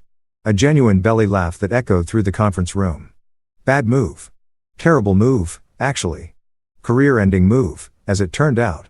Clarice's eyes went glacial, colder than the Ice Queen in every Disney movie combined. Her jaw tightened, and I could see the executive decision being made in real time behind those eyes I used to find beautiful. This is exactly the dismissive attitude Jasper described, she said, her voice sharp enough to cut through steel. Pack your things. You're terminated. Effective immediately. The room went silent. Janet looked uncomfortable. Marcus pretended to write something important. Jasper had the decency to look down at his phone, probably already drafting his promotion announcement. You're firing me? I asked, the laugh dying in my throat. Clarice, I co-built this company. I've been here since day 1. Before day 1, actually, I was here on day 30 when we were designing business cards in our apartment. That's irrelevant, she said, standing up, smoothing her skirt like she was brushing away our entire history. Your behavior is detrimental to team morale and company culture. Security will escort you out. And just like that, my wife fired me from our company. The one I'd helped build from nothing. The one I'd invested my savings into. The one I'd sacrificed weekends and anniversaries and normal couple time for. All because some 22-year-old TikTok philosopher decided to play victim and she believed him over me, her husband. I walked out with my box of belongings, my stupid mug that said world's okayest employee that Rico had given me as a joke, my stapler that I bought myself because the company ones were garbage, a framed photo of us from happier times that now felt like evidence from a crime scene, and my dignity hanging by a thread thinner than Jasper's resume. As I passed my former coworkers, now actively avoiding eye contact like I had some contagious disease, I thought to myself, this is going to make a great TED Talk someday. How I lost everything before breakfast. A modern love story. The security guard, Dave, who I'd shared countless conversations with about his daughter's soccer games, walked me to the parking lot without saying a word. Even he couldn't look at me. I loaded my box into my car, a car that still had 2 years of payments left on it. Sat in the driver's seat and stared at the building I'd just been escorted out of like a criminal. This was going to be a hell of a story to tell at parties, assuming I ever got invited to parties again. The first week after getting fired by your wife is brutal in ways that self-help books don't prepare you for. It's not just the professional humiliation or the financial panic, though those are definitely part of the fun package. It's the weird hollow feeling you get when you wake up and realize you have absolutely nowhere to be. No one expecting you and no purpose beyond figuring out what the hell just happened to your life. I crashed at my buddy Rico's apartment in Brooklyn, a third-floor walk-up that smelled like a combination of old takeout, regret, and whatever legal herb Rico was into these days. Rico's a freelance DJ who hasn't filed taxes since the Obama era, the first term, and lives his life by the philosophy that receipts are just suggestions and the IRS is more of a guideline than an actual rule. His apartment reflected this worldview. Organized chaos mixed with the distinct impression that an adult man had given up on adulting somewhere around 2016. The couch I was sleeping on was one of those leather numbers that looked expensive in the store, but had been beaten into submission by years of abuse, late-night gaming sessions, and what I'm pretty sure were stains from every food group known to mankind. It smelled like regret and old pizza. Specifically that pizza you order at 2 a.m. when you're drunk and think extra garlic knots are a good life choice. But hey, beggars can't be choosers when it comes to upholstery. And I was definitely in beggar territory. Rico was cool about the whole situation, which is to say he didn't ask too many questions and kept his liquor cabinet well stocked. Mikasa es sukasa, bro. He'd said when I showed up at his door at 9 p.m. on a Monday with my pathetic box of office supplies and a face that screamed, "My life is a dumpster fire." He'd taken one look at me, grabbed the box, and pointed to the couch. The remote's somewhere under the cushions. There's beer in the fridge that's probably still good. And we don't talk about feelings until at least Wednesday. House rules. Every night that first week, I replayed the boardroom scene in my head like some kind of masochistic film critic watching the worst movie of my life on repeat. Clarice's cold eyes, Jasper's fake wounded expression, Janet from HR, and her sympathy eyebrows. The way Clarice had said effective immediately, like she was ordering lunch instead of ending my career and our marriage in one efficient corporate power move. The betrayal wasn't just professional, though. Getting fired sucked in its own special way. It was personal. Deeply personal. The kind of personal that makes you question every decision you've made since puberty. I'd helped build Clarice's empire from nothing. Those late nights when she was freaking out about losing our first client, and I talked her off the ledge with cheap wine and cheaper words of encouragement. The endless budget meetings where I crunched numbers until my eyes bled because she wasn't a numbers person. The emotional pep talks when she doubted herself, when she wanted to quit, when she thought maybe she wasn't cut out for running a business. I'd been her biggest cheerleader, her unpaid therapist, her business partner, and her husband. And one clueless intern with delusions of competence had taken it all away with a few well-placed lies. Meanwhile, Jasper was probably updating his LinkedIn profile right that very second. Successfully restructured upper management and improved workplace culture through effective communication and leadership. The kid was 22 and had the self-awareness of a golden retriever at a tennis ball factory. But sure, he was a leadership expert now. I bet he even added conflict resolution to his skills section right next to proficient in Microsoft Word and can use a stapler.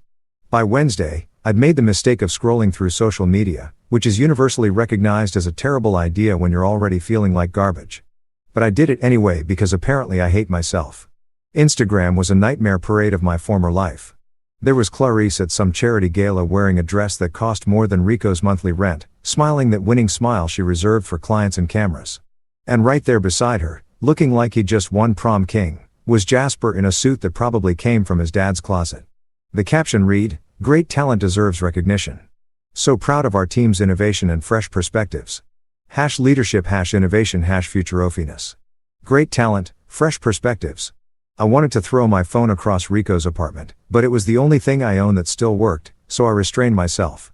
Sure, Clarice recognition. I hoped his talent came with a warranty and a 30-day return policy because that kid was going to crash and burn harder than the Hindenburg, and I was petty enough to want a front row seat. The comments were even worse. Colleagues I'd worked with for years, people I'd helped, people who owed their jobs to projects I'd managed, all leaving heart emojis and congratulatory messages like Jasper had just discovered fire. So inspiring. Love this energy. The future is bright. I wondered if any of them remembered who'd actually built the foundation they were all standing on, or if I'd just been erased from company history like some Soviet-era photograph. Rico found me that night spiraling into an Instagram-induced depression hole eating ramen straight from the pot because I couldn't be bothered to find a bowl. "Dude," he said, taking the pot from my hands. "You got to stop this. She fired you. She's a jerk. He's a bigger jerk. Life goes on. Also, this is my good pot and you're getting MSG all over my couch." "Sorry," I muttered, wiping my mouth with my sleeve like the classy guy I'd become. "Look, man," Rico said, sitting down next to me with the beer he'd apparently decided I needed. "I've known you since college. You're smart. You're capable. And you built that company as much as she did, maybe more. So, she believes some kid over you. That's her loss, her mistake, her karma coming back to bite her in the designer ass. You're going to be fine." When I asked, taking the beer because Rico was right about one thing. I definitely needed it. "I don't know eventually." Rico shrugged. "I'm a DJ, not a life coach. But I do know that sitting here eating sad noodles and stalking your ex-wife's Instagram isn't going to help. You need a plan, bro. A revenge plan, a comeback plan, something. Otherwise, you're just going to be that guy who sleeps on my couch forever. And honestly, my couch has seen better days." He was right. Annoyingly right in the way that friends who've known you too long tend to be. By Friday, something shifted. Maybe it was hitting rock bottom. Or maybe it was the fact that Rico's couch was literally developing a Logan-shaped dent. But I stopped the pity eating noodles routine and started thinking clearly for the first time since Monday. If Clarice wanted reflection, if she wanted me to sit and think about what I'd done wrong, she was about to get her wish. I was going to reflect all right. I was going to reflect so hard she'd see her own reflection burning in those clean glass walls of the company she'd thrown me out of. I was going to reflect until reflection became action, and action became the kind of revenge that served cold with legal documentation. I pulled out my laptop, the one personal item that wasn't company property, and started making lists, files. I had access to documents I'd saved, emails that proved my involvement in building the company, contracts with my signature, investment records, everything. Rico walked by with his third coffee of the evening, getting ready for his midnight DJ gig at some club in Manhattan. "That's more like it," he said, seeing me actually doing something besides wallowing. "Welcome back to the land of the living, buddy. Now figure out how to make them pay and maybe find your own place because I'm pretty sure my couch is filing a restraining order." I smiled for the first time in days. "Thanks, Rico, for everything." Yeah. Don't get all emotional on me. Just promise me one thing." "What?" "When you take her down, let me DJ the celebration party. I'm thinking something with a good beat drop right when she realizes she's screwed." "Deal," I said and got back to work. Revenge, I was learning, requires planning, patience, and a really good internet connection. Fortunately, Rico had 2 out of 3, and the bodega down the street had decent Wi-Fi if you sat near the window. Week 2 of unemployment hit different, as the kids say, though I'm pretty sure they don't mean it in the context of existential career crises and marital implosions. The self-pity phase had officially ended somewhere around day 9 when I realized that feeling sorry for myself wasn't paying Rico's Wi-Fi bill or getting me any closer to making Clarice regret every decision she'd made since hiring Jasper the Wonder. I turned corporate depression into strategy, which sounds way more badass than it actually was. In reality, it meant I showered regularly again, stopped eating cereal for dinner, and converted Rico's coffee table into a makeshift war room that would make conspiracy theorists jealous. No more tears, no pathetic begging, no drunk texting my wife asking her to reconsider. Just cold, calculated spreadsheets of vengeance. If there's one thing my years in corporate America taught me, it's that revenge is best served with proper documentation and color-coded Excel tabs. I spent hours digging through my old files, the ones I'd backed up to my personal cloud storage because I'm paranoid about losing work, which turned out to be the smartest paranoia I'd ever had. Ownership documents, email receipts, project proposals, client contracts, budget projections, meeting notes, literally everything from the past 7 years. My fingerprints were everywhere in that company. From the first logo design we'd sketched on a napkin at a diner in Queens to the pitch deck that landed our first $1 million client. I'd been there for every pivot, every crisis, every late-night brainstorming session that saved the company from going under. The more I dug, the angrier I got. But it was a productive anger, the kind that fuels marathons and motivates people to climb mountains or write strongly worded Yelp reviews. Every document I found was another piece of evidence that I wasn't just some employee Clarice could casually dismiss. I was a co-founder in everything but official title. And that oversight on her part was about to become very, very expensive for her. Rico would come home from his gigs at 3 o'clock in the morning to find me still awake, surrounded by printed documents and laptop screens, pacing back and forth across his small living room like a caged tiger with spreadsheet access. "Dude," he said one night, setting down his DJ equipment and staring at me with a mixture of concern and amusement. "You look like a divorced James Bond, except instead of martinis and car chases, you've got Excel and highlighted contracts. It's weirdly intense." "Correction," I said, holding up a particularly damning email thread where Clarice explicitly acknowledged my 50% contribution to a major project. "I'm a patient James Bond with evidence. Bond got revenge with gadgets and explosions. I'm getting mine with documentation and contract law. Much more civilized." "That's the nerdiest thing you've ever said. And I once heard you explain cryptocurrency for 45 minutes, Rico replied, grabbing a beer from his fridge. "But I respect it. You're like if John Wick was an accountant. Very specific set of skills, very boring to watch, but somehow still intimidating." He wasn't wrong. I'd become obsessed with building an airtight case, not just for my own satisfaction, but because I knew Clarice. She was smart, ruthless when it came to business and had probably already consulted with her own lawyers about protecting herself from any blowback. If I was going to come at her, I needed to come correct, as the saying goes, with every receipt and every piece of evidence documented, cross-referenced, and ready to present to someone who could actually do something with it. That's when I remembered Amamira. Amamira Hassan was a lawyer friend from my college days back when we were both young and stupid and thought we could change the world with good intentions and student loan debt. She'd gone to law school while I'd stumbled into the corporate consulting world, but we'd stayed in touch over the years through occasional happy hours and the kind of friendship that survives on memes and birthday texts. More importantly, she specialized in employment law and business disputes and had a reputation for being absolutely ruthless in depositions. She once made a CEO cry during a settlement negotiation, and rumor had it she'd framed the tissue he used as a trophy in her office. I called her on a Tuesday afternoon, mentally preparing my pitch. Amamira was successful, busy, and probably had better things to do than help her old college buddy with his messy divorce/raffle termination situation. The phone rang 3 times before she picked up. "Logan Harrison," she said, and I could hear the smile in her voice.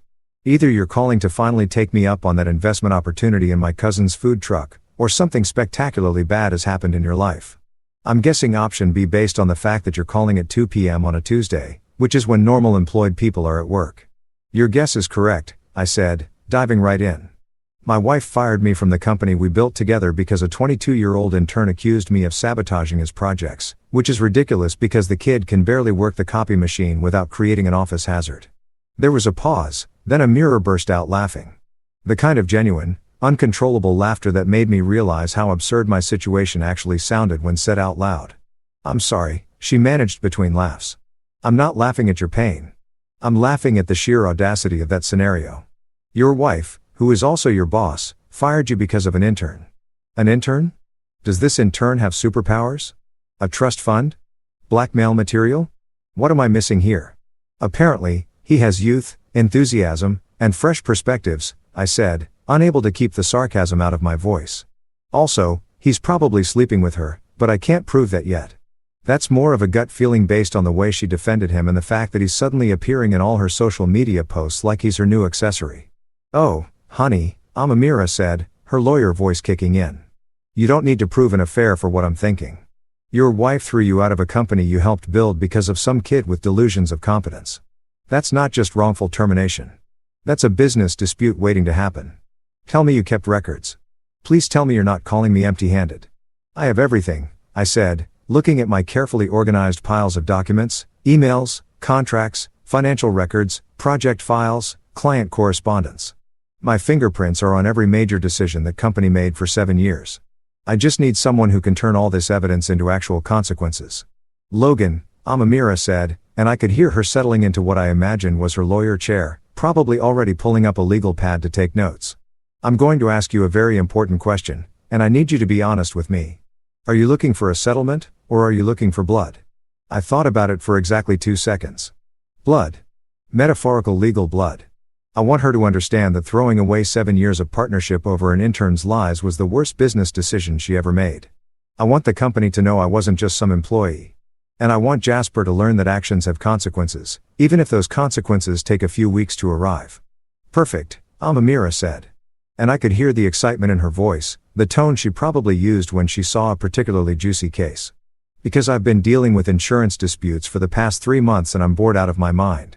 Your situation sounds messy, complicated, and exactly the kind of challenge I need. Let's turn you into the ghost that haunts their balance sheets. Let's make them wish they'd treated you better. Let's remind your ex-wife that hell hath no fury like a co-founder scorned." "You're mixing metaphors," I pointed out. "I'm a lawyer, not an English teacher," she shot back. "Now, scam me everything you have and let's start building a case that'll make them regret every smug LinkedIn post and every dismissive email. This is going to be fun." And that's exactly what we did. Over the next several days, Amira and I worked like we were preparing for trial at The Hague instead of a business dispute in New York. She asked questions I hadn't thought of, found angles I'd missed, and turned my pile of evidence into a coherent narrative that painted a very clear picture. I wasn't just an employee. I was a founding partner who'd been illegally forced out. Rico watched our video calls with fascination. "It's like watching a heist movie, except instead of stealing diamonds, you're stealing justice, which is way less exciting, but probably more legal." "Definitely more legal." I agreed, highlighting another section of contract law that Amira had sent me to review. For the first time since that awful Monday in the conference room, I felt something other than anger and betrayal. I felt hope, purpose, and the cold satisfaction of knowing that Clarice had made a massive mistake, and I had the receipts to prove it. 3 weeks after getting unceremoniously fired from my own company, my life had settled into a strange new rhythm that I can only describe as organized chaos with legal paperwork. I'd moved out of Rico's apartment after his couch officially filed for disability. Found a modest studio in Atoria that smelled like someone's grandmother's pop collection and spent my days working with Amira to build a case so airtight it could survive in space. My nights were dedicated to not checking Clarice's social media, a battle I lost roughly 70% of the time because I'm only human and humans are fundamentally stupid creatures who enjoy emotional self-harm. It was a Thursday morning around 10 a.m. and I was sitting at my new IKEA desk that I'd assembled wrong twice before finally getting it right, reviewing some contract amendments Amira had sent over when my doorbell rang. Now, I wasn't expecting anyone. The only people who knew my new address were Rico, Amamira, and the very judgmental landlord who'd made it clear she didn't appreciate young people and their loud music. Even though the loudest thing I played was a podcast about financial planning. So, when that doorbell chimed, my first thought was that it was probably a delivery guy with a package for the wrong apartment, which happened approximately 3 times a week in this building. I opened the door in my sweatpants and a college t-shirt that had seen better decades, looking exactly like what I was, a recently unemployed man whose fashion sense had died along with his marriage. And there she was, standing in my hallway like she'd materialized from my worst nightmare or best revenge fantasy, depending on how you looked at it. Clarice, my wife, my ex-boss, my soon-to-be ex-everything, standing there in designer gilt, and a Chanel pantsuit that probably cost more than my monthly rent. She was holding a Starbucks cup in each hand, like peace offerings could come in many sizes with extra foam, and had that expression on her face that I'd seen her use with difficult clients. The one that said, "I'm being reasonable, and you should appreciate my reasonableness, Logan," she said, holding out one of the coffee cups like we were old friends meeting for a casual catch-up instead of estranged spouses in the middle of a corporate warfare situation. "I brought your usual caramel macchiato, extra shot, no whip. Can we talk?" I stared at her, then at the coffee, then back at her. The audacity of this woman showing up at my door with a $7 beverage after ruining my life was almost impressive in its sheer nerve. It was like she'd taken a master class in how to insult someone while pretending to be nice and graduated with honors. "How did you find my address?" I asked. Not taking the coffee because I wasn't about to be bribed with overpriced caffeine, no matter how accurately she'd remembered my order. "I have my ways," she said with a small smile that probably worked on clients, but made me want to shut the door in her face. "Can I come in? We should talk. You've had time to reflect on everything. And I think maybe we both overreacted. Adults should be able to discuss things rationally." Reflect. There was that word again. Like I'd been sent to my room to think about what I'd done wrong when the only thing I'd done wrong was marry someone who valued an intern's lies over her husband's integrity. I'd reflected all right. I'd reflected so hard I could start a meditation retreat for other wrongfully terminated spouses. I'd reflected myself right into a lawyer's office and a case strategy that would make her regret every decision she'd made since Jasper walked into our lives. But instead of saying all that, I smiled, a genuine smile that probably looked slightly unhinged given my current mental state, and said, "You know what? You're absolutely right. I have had time to reflect. Come in." I stepped aside and Clarice walked into my tiny studio apartment with the careful steps of someone entering foreign territory, taking in the second-hand furniture, the IKEA desk that was slightly crooked, the complete absence of the luxury she'd become accustomed to. I could see her mentally cataloging everything, probably thinking about how far I'd fallen, how this proved she'd made the right choice. The coffee cups were still in her hands, props in whatever performance she'd planned. "Nice place." She lied because Clarice was nothing if not professionally polite even when she was clearly thinking the opposite. "Cozy." Cozy is real estate code for smaller than a parking space. "But sure, let's go with that," I said, closing the door behind her. "You said you wanted to talk, so talk. Tell me why you're here, Clarice, because I know it's not just to deliver overpriced coffee and comment on my living situation." She set both cups down on my wobbly coffee table, another IKEA special that I definitely assembled wrong, and turned to face me with that CEO expression she wore in board meetings. "Logan, I think we both said things we didn't mean. The situation got out of hand. Maybe I was too hasty in my decision. You're talented. You know the company inside and out. And I think if we could just sit down and talk through what happened, maybe we could find a way forward for both of us." Translation: the company was probably struggling without me. Jasper had likely screwed something up spectacularly, and she needed me back, but didn't want to admit she'd made a catastrophic mistake. I could see it in her eyes, that desperation she was trying to hide behind corporate buzzwords and fake reconciliation coffee. "A way forward," I repeated, walking over to my desk and picking up a folder I prepared specifically for this moment because Amamira had predicted this would happen with about 90% certainty. "You mean like how we moved forward when you fired me in front of HR, or how we moved forward when you believed a 22-year-old over your husband? That kind of forward." "Logan, don't be difficult," she said, her voice taking on that edge that meant her patience was wearing thin. "I'm trying to fix this. To fix us. You've had 3 weeks to calm down and think rationally. Surely you can see that we're better together than apart. Both personally and professionally." "Oh, I've thought rationally," I said, opening the folder and pulling out the papers inside. "I've thought very rationally, actually, more rationally than I have in years. And you're right. We should talk about moving forward. So, here." I handed her the folder, watching her face as she took it, probably expecting some kind of apology letter or list of conditions for my return. She opened it with that confident smile that was about to die a spectacular death, and I savored every second as her eyes scanned the first page. Divorce papers, professionally drafted, legally binding, waiting for signatures. Her smile faltered. She flipped to the second page, her face going from confused to pale as she realized what she was looking at. A formal resignation letter from any and all positions at her company, along with a notice of intent to pursue legal action regarding wrongful termination and ownership disputes. 2-for-1 deal, as they say at the discount stores Clarice would never shop at. "You can't be serious," she said, looking up at me like I just told her the earth was flat and birds were government drones. "Logan, this is ridiculous. You're throwing away our marriage, our business, everything we built together over one misunderstanding." One misunderstanding. I felt the anger rising, the kind I'd been keeping controlled for 3 weeks while building my case. "Clarice, you fired me. You chose to believe Jasper, a kid who still lists Microsoft Word as a skill on his resume over me. Your husband, your actual business partner, the guy who was there when you were having panic attacks about losing clients. That wasn't a misunderstanding. That was a choice. Your choice. And now I'm making mine." She was shaking her head, the papers trembling slightly in her hands. "Logan, please don't do this. We can fix this. I can fix this. Just tell me what you want." "Too late," I said, and meant it. "You wanted me to reflect?" I reflected right into a lawyer's office. Right into realizing that I deserve better than someone who throws me away the moment it's convenient. "Sign the papers, Clarice. Or don't. Either way, I'm done." That's when it happened. The moment that made everything worth it. Her phone sitting in her designer purse on my coffee table, buzzed with a text notification. The screen lit up, visible to both of us. And there it was in all its glory. Did he sign it? Eyes Jasper. Her face went pale, ghost white. The kind of pale you see in horror movies right before someone realizes they're about to die. She grabbed her phone so fast she nearly knocked over the untouched coffee cups. But it was too late. I'd seen it. She knew I'd seen it. The whole carefully constructed facade of wanting to fix things and moving forward together crumbled like a sand castle hit by a tsunami. "That's not," she started, but I held up my hand. "Save it," I said, walking to the door and opening it. "You and Jasper clearly had this whole thing planned. Come here. Play the regretful wife. Get me to sign whatever you needed signed. Probably some kind of settlement that screws me over while making you look generous. Am I close?" She didn't answer. Just stood there clutching her phone like it was evidence at a crime scene, which legally speaking, it kind of was. "Get out, Clarice," I said, no longer angry, just tired.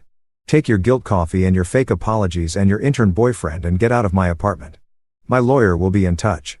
She walked past me and for just a second I almost felt bad. Almost. Then I remembered the conference room.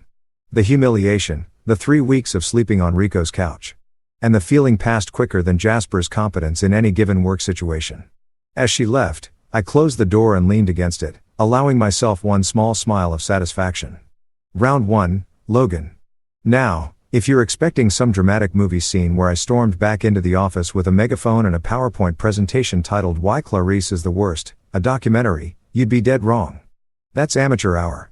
The kind of revenge that feels good for 30 seconds and then lands you with a restraining order and a reputation as that crazy ex-husband. No, I went full stealth mode. The kind of strategic, calculated approach that keeps lawyers employed and makes insurance companies nervous. While Clarice was presumably having her little meltdown about the divorce papers and the fact that her manipulation attempt had backfired more spectacularly than New Coke, I was busy with Amamira preparing a legal storm that Clarice wouldn't see coming until it was already raining subpoenas and court dates. See, the thing about revenge is that the best kind isn't loud or obvious. It's quiet, methodical, and backed up by so much documentation that it could fill a small library or at least crash a Google Drive account. Amamira had moved into full lawyer mode, which was both terrifying and impressive to witness. She'd transformed from my college buddy who once did karaoke to Britney Spears while drunk into a legal assassin who probably had a vision board somewhere labeled, "People I'm going to destroy in court this quarter." We met at her office in Midtown, a sleek space that screamed success and had coffee that was actually good, not the burnt disaster most offices try to pass off as beverages. "Okay," Amamira said, spreading out documents across her massive glass desk like a general planning a military campaign. "Here's what we've got. Your ex-wife, in her infinite wisdom and complete lack of legal foresight, quietly restructured the company about 8 months ago to make herself the sole decision maker and primary owner. Very subtle, very sneaky, very much the kind of thing people do when they're planning to screw someone over eventually. 8 months ago, I interrupted doing the math in my head. That was right around when Jasper started his internship.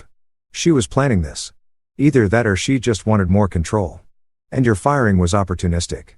Amamira shrugged, tapping her pen against a particularly damning contract.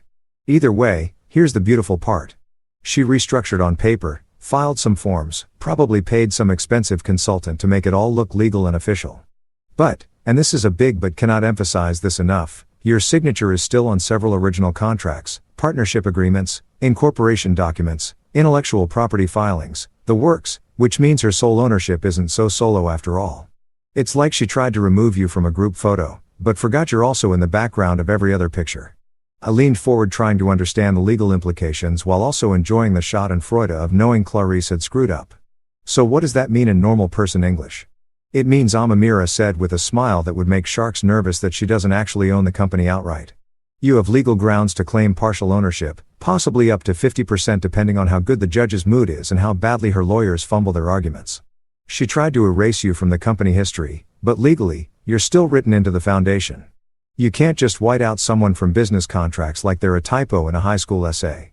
That's the best news I've heard since the barista spelled my name right at Starbucks, I said, feeling actual hope for the first time in weeks. It gets better, Amamira continued, pulling up something on her laptop and turning it to face me. Remember how you said you helped secure most of the major clients? I've been going through the contracts you provided and your name appears on approximately 78% of all initial client agreements as the primary contact or negotiator. That's not just evidence of your involvement. That's proof that the company's success is directly tied to your work. Any judge with half a brain is going to see that you weren't just some employee she could fire on a whim. You were integral to the business operations. I sat back, letting it all sink in. 3 weeks ago, I'd been sitting on Rico's couch, eating sad noodles and questioning my entire existence. Now, I had a legal case that could potentially destroy everything Clarice had tried to build without me. It felt good, really good. The kind of good that probably makes therapists concerned, but whatever. I'd deal with my moral ambiguity later. So, what's our next move? I asked, ready to do whatever it took. We file, Amamira said simply. We file a claim for partial ownership. We file for wrongful termination. We file for damages, both monetary and reputational. And we file so many motions that her legal team will need to hire additional legal teams just to keep up with the paperwork. We're going to bury her in litigation, Logan. Not because we're mean, but because it's justified, and also a little bit because we're mean. While we were planning our legal assault, my phone buzzed with a notification that I'd stupidly not turned off. Instagram, because apparently I'm a glutton for punishment and emotional masochism. I almost ignored it, but something made me check. Probably the same instinct that makes people slow down to look at car accidents. It was Jasper. Of course, it was Jasper because the universe has a sick sense of humor and enjoys my suffering. He posted a picture of himself at a coffee shop looking thoughtful and philosophical in that way that 22-year-olds think makes them look deep, but actually makes them look constipated. The caption read, "Some men can't handle strong women. Growth means leaving toxic people behind. #BossLife #no IU worth #moving forward." I stared at my phone, reading the caption 3 times to make sure I wasn't hallucinating from stress and too much legal coffee. This kid, this absolute muppet of a human being who probably still had his mom doing his laundry, was posting inspirational quotes about strong women and toxic people like he was Oprah instead of an intern who'd been employed for 6 weeks and had the professional skills of a potato. "You okay?" Amira asked, noticing my expression, which had probably gone from neutral to homicidal in about 3 seconds. "Jasper just posted on Instagram," I said, turning my phone to show her. "Apparently, I'm the toxic one who can't handle strong women. Me, the guy who spent 7 years building a business with his wife. I'm toxic. Not the intern who lied to get me fired, but me." Amira read the caption and I watched her jaw clench in that way. That meant she was adding this to her mental list of grievances to use in court. You know what? I'm adding defamation to the list of potential claims. That's borderline liable if anyone connects those dots to your situation, which they will because corporate circles are smaller than people think. Is that legal? I asked, not entirely sure how social media posts factored into legal battles. Let me worry about what's legal, Amamira said, making a note on her legal pad and handwriting that looked like organized chaos. You just keep collecting evidence of their stupidity, and I'll turn it into billable hours and courtroom gold. Over the next several days, we worked like possessed people, preparing our filings with the kind of attention to detail that would make obsessive-compulsive people proud. We documented everything. Every contribution I'd made to the company, every client I'd brought in, every late night and weekend I'd worked, every financial investment I'd made from my own pocket, every email that proved my involvement, every contract with my signature, every single piece of evidence that showed I wasn't just an employee, but a founding partner who'd been illegally forced out based on false allegations from an intern with delusions of competence. Amira put together a legal brief that was basically a novel-length documentation of Clarice's mistakes, complete with exhibits, appendices, and footnotes. It was beautiful in a very nerdy, legally aggressive way. We filed for partial ownership recognition, claiming 50% based on my initial investment and ongoing contributions. We filed for wrongful termination with evidence of the false allegations. We filed for damages including lost wages, reputational harm, and emotional distress because apparently you can put a dollar amount on. My wife believed in turn over me. And now I have trust issues. Full receipts, Amira said, organizing the final documents into neat folders that would be delivered to the courthouse and Clarice's legal team simultaneously. Every email, every contract, every contribution, every lie they told. We're not just fighting back, Logan. We're building an airtight case that proves you were essential to that company's success and that removing you was both illegal and stupid. How long until she knows what's coming? I asked, signing my name on what felt like the Hunt document. The papers will be served tomorrow morning, Amira said, checking her watch. So, probably about 12 hours until her lawyer calls her in a panic and about 13 hours until she realizes she made a very expensive mistake. I'm going to enjoy this. Is that bad? I feel like I should feel bad about enjoying this, but I really don't. That makes two of us, I said, signing the last page with a flourish that felt unnecessarily dramatic but satisfying. We weren't just preparing a legal case. We were preparing a reckoning, the kind that comes with court dates and legal fees, and the slow, dawning realization that actions have consequences, even when you're a CEO with designer suits and an inflated sense of your own infallibility. Clarice wanted me to reflect. Well, she was about to see her own reflection in every legal document we were about to file, and it wasn't going to be pretty. The day I walked back into that company exactly 4 weeks and 2 days after being escorted out like a common criminal who'd been caught stealing printer paper, the atmosphere was so thick with tension, you could have cut it with a knife, or at least with one of those fancy letter openers executives keep on their desks to look important. People stopped mid-stride in the hallways. Coffee cups frozen halfway to mouths, conversations dying faster than my marriage had. They looked at me like I was a ghost or worse, an ex-husband with legal documents and a vendetta, which was significantly more terrifying than any supernatural entity. Sandra from accounting actually dropped her phone when she saw me walking through the lobby with a mirror at my side. Both of us dressed in business attire that screamed, "We mean business and also we have lawyers." Mike from sales pretended to be very interested in a potted plant. Literally turning his entire body to face a decorative ficus like it was the most fascinating thing he'd ever seen. Even Barry, the fantasy football guy who never shut up, managed to keep his mouth closed for once in his life, which was honestly kind of miraculous. The board meeting had been requested by Amira through official legal channels, which is lawyers speak for. We're coming whether you like it or not, and you have to let us in or it looks bad in court. Clarice had no choice but to agree, probably after her own lawyers told her that refusing would be admitting guilt or at least admitting that she had something to hide, which she absolutely did. The meeting was scheduled for 10 a.m. in the main conference room, the big one with the glass walls and the fancy table that cost more than most people's cars. The room where major decisions were made and apparently where marriages went to die. I walked into that conference room like I owned the place because legally speaking, I might actually own about half of it, and the energy shifted immediately. The board members were already seated, looking uncomfortable in that way people do when they know they're about to witness either a spectacular resolution or a complete disaster with no middle ground in sight. There was Gerald, the CFO, who'd always liked me, but also liked his paycheck more. Patricia, the head of operations, who'd gone completely silent in her emails to me after my firing, clearly choosing Team Clarice over Team Common Sense.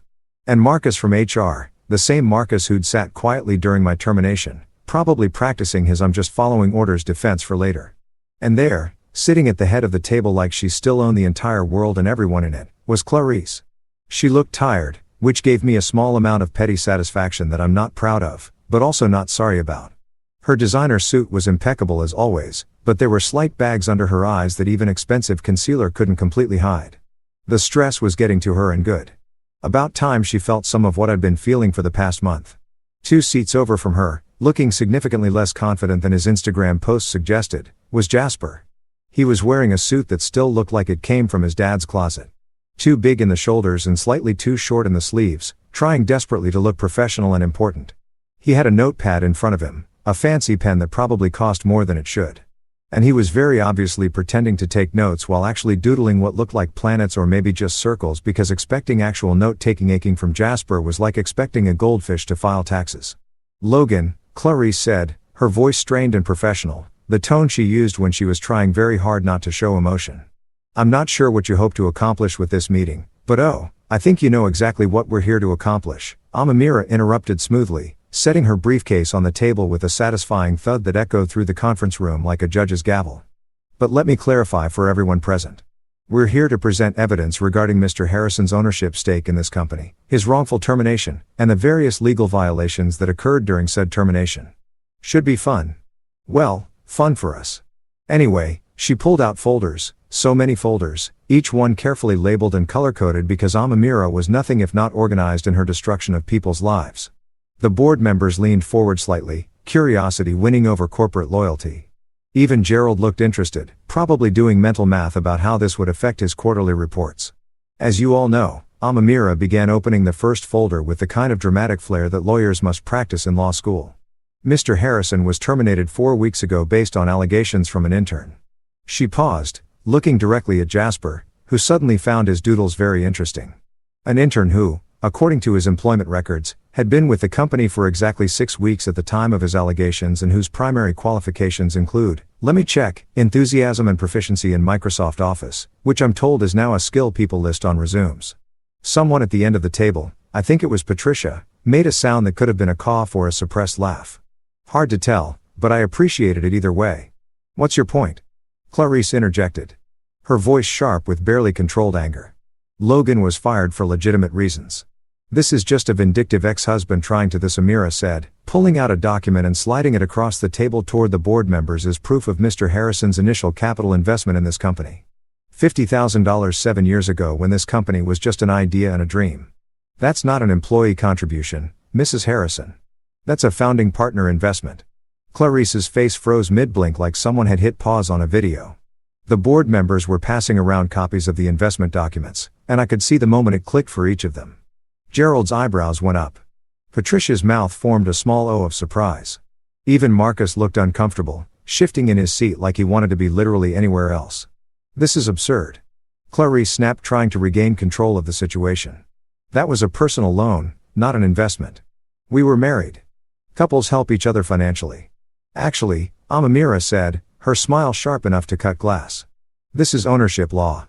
Exhibit A through Z, and if it was a personal loan, as you claim, you would have loan documentation, repayment schedules, interest rates, literally any paperwork that proves it was a loan and not an investment. Do you have any of that documentation, Mrs. Harrison? Silence. Beautiful. Damning silence, Amamira continued, laying out document after document like she was dealing cards at the world's most aggressive poker game. Client contracts with my signature, project proposals I'd written, email chains proving my involvement in major business decisions, patent filings with my name alongside Clarice's, financial records showing my ongoing contributions both in money and labor, well beyond what any normal employee would provide. Mr. Harrison wasn't just an employee you could terminate at will, Amamira explained to the increasingly uncomfortable board members. He was a co-founder, a business partner, and his removal from the company based on unsubstantiated allegations from a 6-week intern constitutes not only wrongful termination, but also potential fraud regarding ownership rights. That's when Jasper, in what I can only describe as the worst decision of his young life, decided to whisper something to Clarice. He leaned over, probably trying to be subtle, maybe trying to offer some kind of support or strategy. But Amamira's hearing was apparently superhuman because she turned to face him with the kind of look that makes people reconsider their life choices. Hush, Junior, Amamira said, her voice sweet as poison honey. Adults are talking. This is a legal proceeding regarding business ownership and corporate law, not an internship seminar on how to destroy people's careers with lies. So maybe, just maybe, you could sit there quietly and contemplate the choices that led you to this moment. The room went completely silent. Someone at the end of the table, definitely Patricia this time, coughed to hide a laugh. Gerald wasn't even trying to hide his smile, probably enjoying the drama more than anything that had happened in a board meeting all year. Marcus looked like he wanted to sink through his chair and disappear into the floor. Jasper's face turned red, the kind of red that starts at the neck and spreads upward like a really embarrassing thermometer. He opened his mouth, probably to protest or defend himself, but Clarice put her hand on his arm, stopping him. Even she knew that letting Jasper talk right now would be like throwing gasoline on a fire that was already burning her carefully constructed empire to the ground. Clarice's empire, the one she tried to claim as solely hers, suddenly looked like a Jenga tower, missing too many blocks, wobbling precariously, and about to fall. You could see it in her eyes, the realization that she'd made a massive miscalculation, that firing me had been not just personally cruel, but legally stupid. That believing Jasper over documented evidence and 7 years of partnership had been the kind of mistake that ends careers and companies. We'll be filing formal claims for 50% ownership recognition, Amamira concluded, packing up her folders with the satisfied air of someone who just won a chess game in record time. Additionally, we're pursuing damages for wrongful termination, reputational harm, and emotional distress. My client built this company alongside Mrs. Harrison, and he deserves recognition for that contribution legally, financially, and professionally. As we stood to leave, I caught Clarice's eye one last time. She looked broken, defeated, nothing like the confident CEO who'd fired me a month ago. And I wish I could say I felt bad about it. That seeing her like this made me regret the legal action, but I'd be lying. After that boardroom meeting, something beautiful happened. And by beautiful, I mean the kind of slow-motion disaster that you can't look away from, like watching an expensive vase fall off a table in Super HD. I didn't need to lift another finger. Didn't need to make another move. Didn't need to do anything except sit back with metaphorical popcorn and watch the consequences of Clarice's terrible decisions ripple through her company like a tsunami through a sand castle convention. Whispers spread fast in corporate environments, faster than actual news, faster than emails, faster than those rumors about who hooked up at the Christmas party. By the afternoon of our boardroom presentation, everyone in that building knew something major had gone down. The details were probably wrong, exaggerated, mixed with speculation and gossip. But the core message was clear.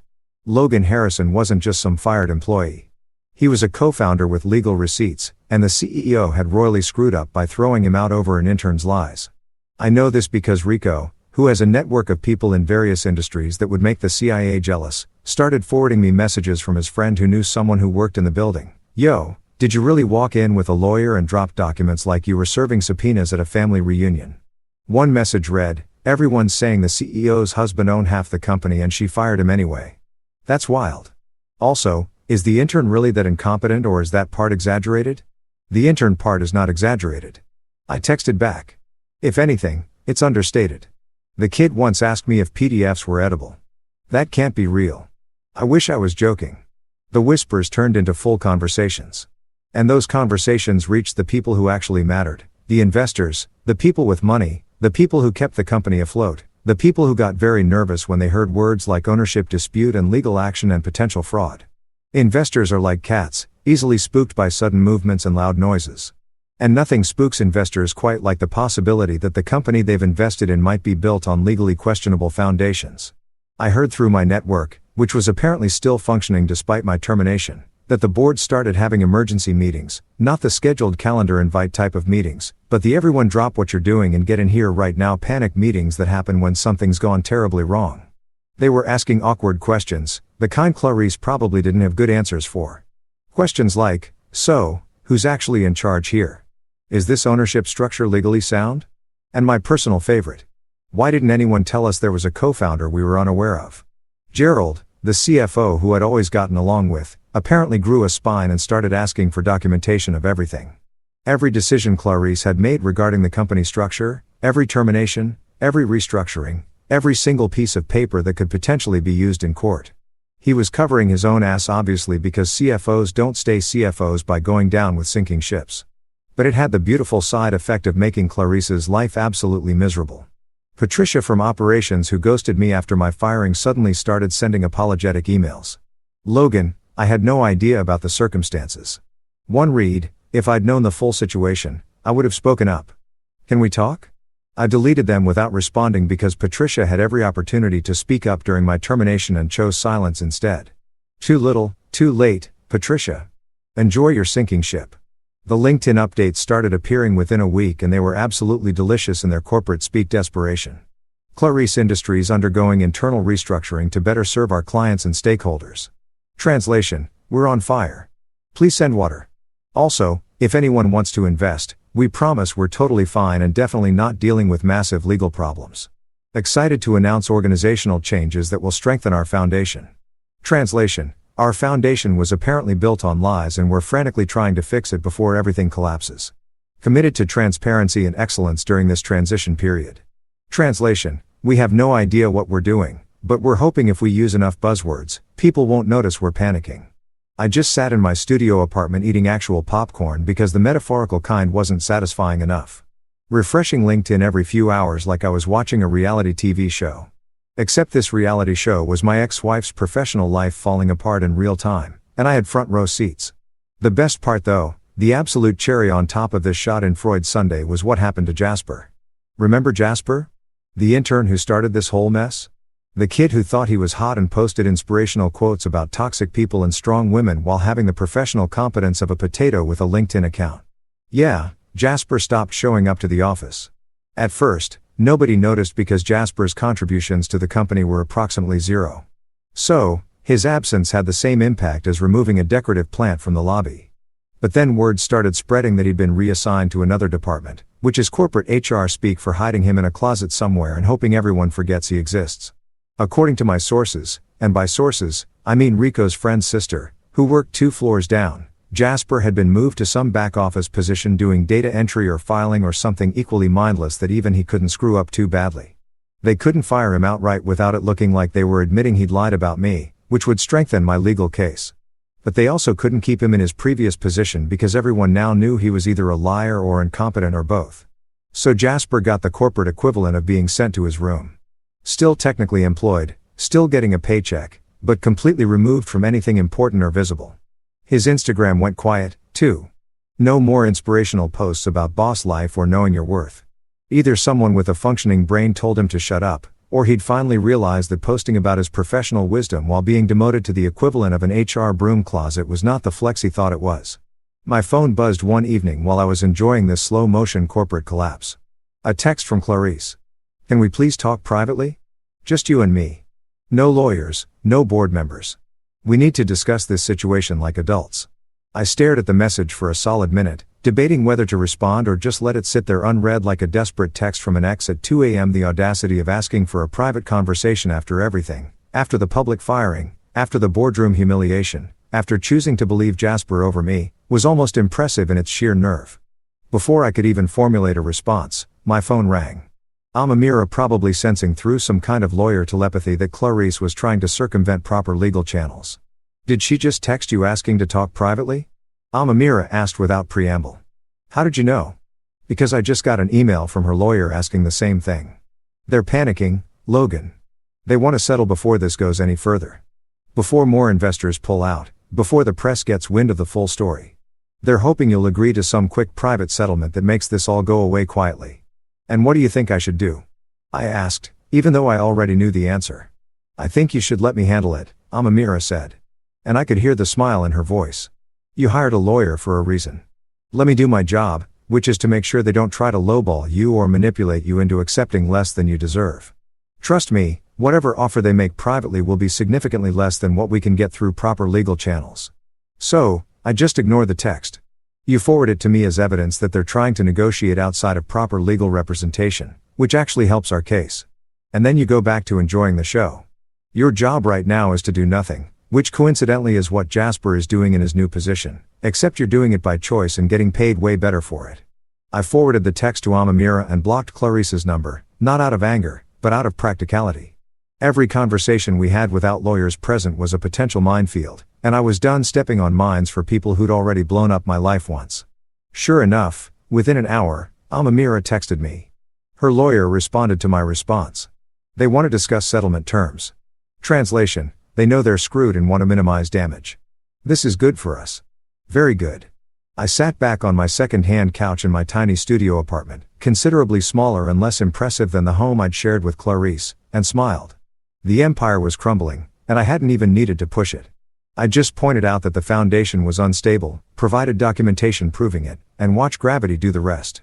Somewhere across the city, Clarice was probably having an emergency meeting with her lawyers, her board, her accountants, everyone she trusted to build her empire. All of them now telling her the same thing. You screwed up and it's going to cost you. And somewhere in a back office, Jasper was probably filing documents or entering data or doing whatever meaningless task they'd assigned him. His dreams of corporate success replaced with the reality of being the guy everyone blamed for triggering a legal disaster. The official legal filing happened on a Tuesday morning precisely at 9 a.m. because Amamira believed in punctuality and also in maximizing dramatic impact. We filed for half of the company assets, half of the profit share going back 3 years, recognition as co-founder, damages for wrongful termination, and basically everything short of demanding Clarice's firstborn child. Though honestly, at this point, I wouldn't have been surprised if Amamira had found a legal precedent for that, too. The papers were served to Clarice at her office, hand-delivered by a process server who apparently reported back to Amira that the CEO had gone very pale, then very red, then asked if this was a joke before realizing that legal documents are generally not known for their sense of humor. I wasn't there for that initial moment, but I wish I had been just to see the exact second when Clarice understood the full scope of what was coming her way. That moment when it clicks that you're not just dealing with an angry ex-husband, but an angry ex-husband with documentation, legal representation, and a legitimate case that could potentially cut her empire in half like a divorce settlement from hell. The preliminary hearing was scheduled for 2 weeks later, which in legal time is basically immediate, like the court equivalent of Amazon Prime delivery. Amamira explained that given the nature of the ownership dispute and the potential impact on the company's operations, the judge had fast-tracked our case, which was either a sign that we had a strong position or that the judge just wanted to get this mess sorted out before it turned into an even bigger mess. Either way worked for me. I showed up to the courthouse in a suit I'd borrowed from Rico, who apparently owned exactly one suit for funerals, court dates, and fancy DJ gigs, where they require not looking like a slob. It fit reasonably well, which is to say it fit better than Jasper's oversized disaster. And I looked like a functioning adult who had his life together, which was about 60% accurate on a good day. Amamira met me outside the courtroom, looking like she'd been born in a pantsuit and raised on legal briefs. "Ready?" she asked, adjusting her briefcase like a warrior, checking her weapon before battle. "As ready as I'll ever be to potentially bankrupt my ex-wife in front of a judge and several witnesses," I said, straightening my borrowed tie that Rico had tied for me because apparently I'd forgotten how ties worked since losing my job. "That's the spirit." Amamira grinned. "Remember, let me do the talking. Your job is to sit there, look wronged, but dignified, and try not to smile too much when things go our way. Judges don't like it when people look too happy about litigation." We walked into the courtroom, which was smaller than I expected, more like a conference room that someone had decorated with wood paneling and a judge's bench to make it look official. There were a handful of people already seated, the court reporter, a babe who looked bored enough to be thinking about his lunch plans, and some administrative staff who were probably wondering why they'd chosen careers in the legal system when they could have been literally anywhere else. And then there was Clarice's side of the room. She sat with her legal team, 2 lawyers in expensive suits that probably cost more than my monthly rent. Both of them looking like they specialized in making problems go away for wealthy clients and were currently realizing that this particular problem wasn't going away easily. Clarice herself looked like she hadn't slept in days, which gave me a small petty satisfaction that I've stopped apologizing for. Her hair was still perfect, her suit still designer, but there was something in her eyes that screamed, "I'm barely holding it together." And also deeply regretting my life choices. Jasper was not present. Thank God, because having that kid in a courtroom would have been like bringing a toddler to an opera, disruptive and pointless. Apparently, even Clarice's lawyers had enough sense to keep him away from legal proceedings where his presence would only remind everyone that this entire disaster started because she believed in turnover documented evidence. The judge entered a woman in her 50s who had the look of someone who'd seen every type of corporate drama imaginable and was thoroughly unimpressed by all of it. We stood, sat, went through the preliminary formalities, and then Amamira launched into our case with the efficiency of a lawyer who'd been preparing for this moment like it was the Super Bowl of business litigation. She laid out the evidence systematically. My initial investment, my ongoing contributions, my involvement in every major business decision, the client contracts with my signature, the intellectual property I'd helped develop, everything. She presented it like she was building a house. Each piece of evidence another brick in a structure that was becoming impossible to ignore or deny. Clarice's lawyers tried to counter, arguing that I'd been an employee, that my contributions were part of my job duties, that the initial investment was a personal loan between spouses. But their arguments sounded weak even to my admittedly biased ears. They didn't have documentation to back up the loan claim. They couldn't explain why an employee would have the level of involvement and authority that I'd clearly had. They were basically throwing spaghetti at the wall and hoping something would stick, except the wall was made of Teflon and the spaghetti was undercooked.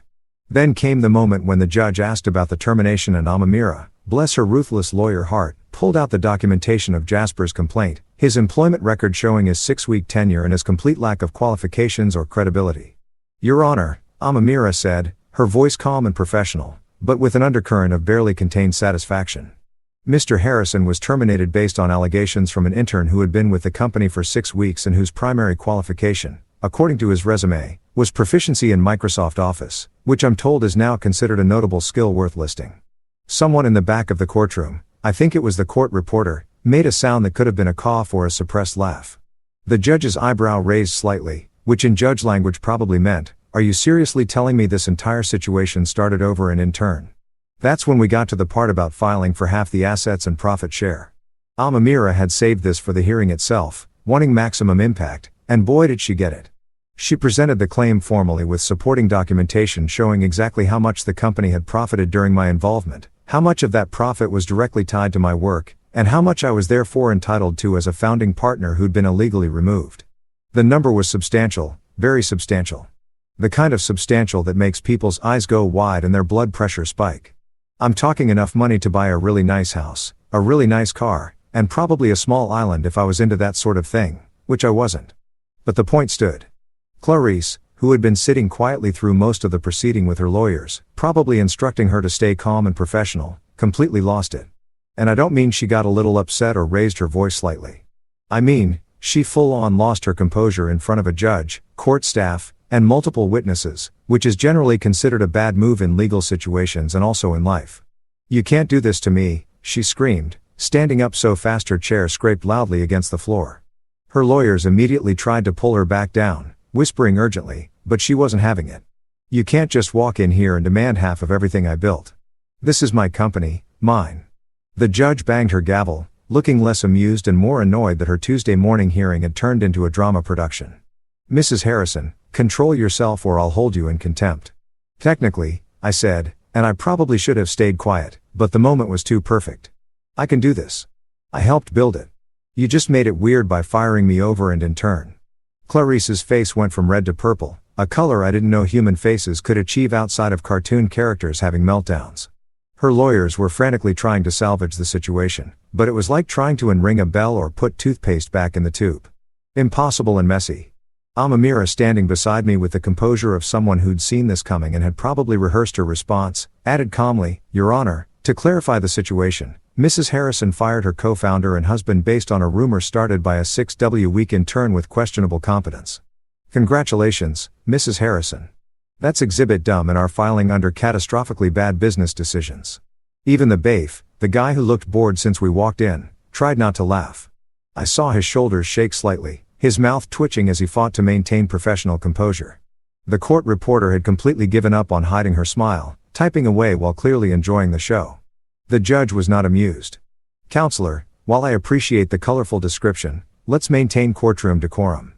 Mrs. Harrison, sit down." Now, Clarice sat, but the damage was done. She'd shown exactly what Amira wanted her to show, that she was emotional, irrational, and not the calm, calculated CEO she pretended to be. That she'd made decisions based on feelings rather than facts and that those decisions had consequences she was now facing in a court of law.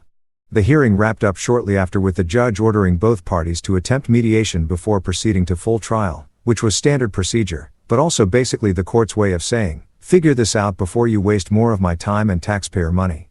As we left the courtroom, Clarice stormed out ahead of us. Her lawyer scrambling to keep up with her like ducklings following an angry mother duck. I noticed Jasper waiting in the hallway, looking nervous and out of place, probably wondering why he'd been summoned to the courthouse when he wasn't even part of the proceedings.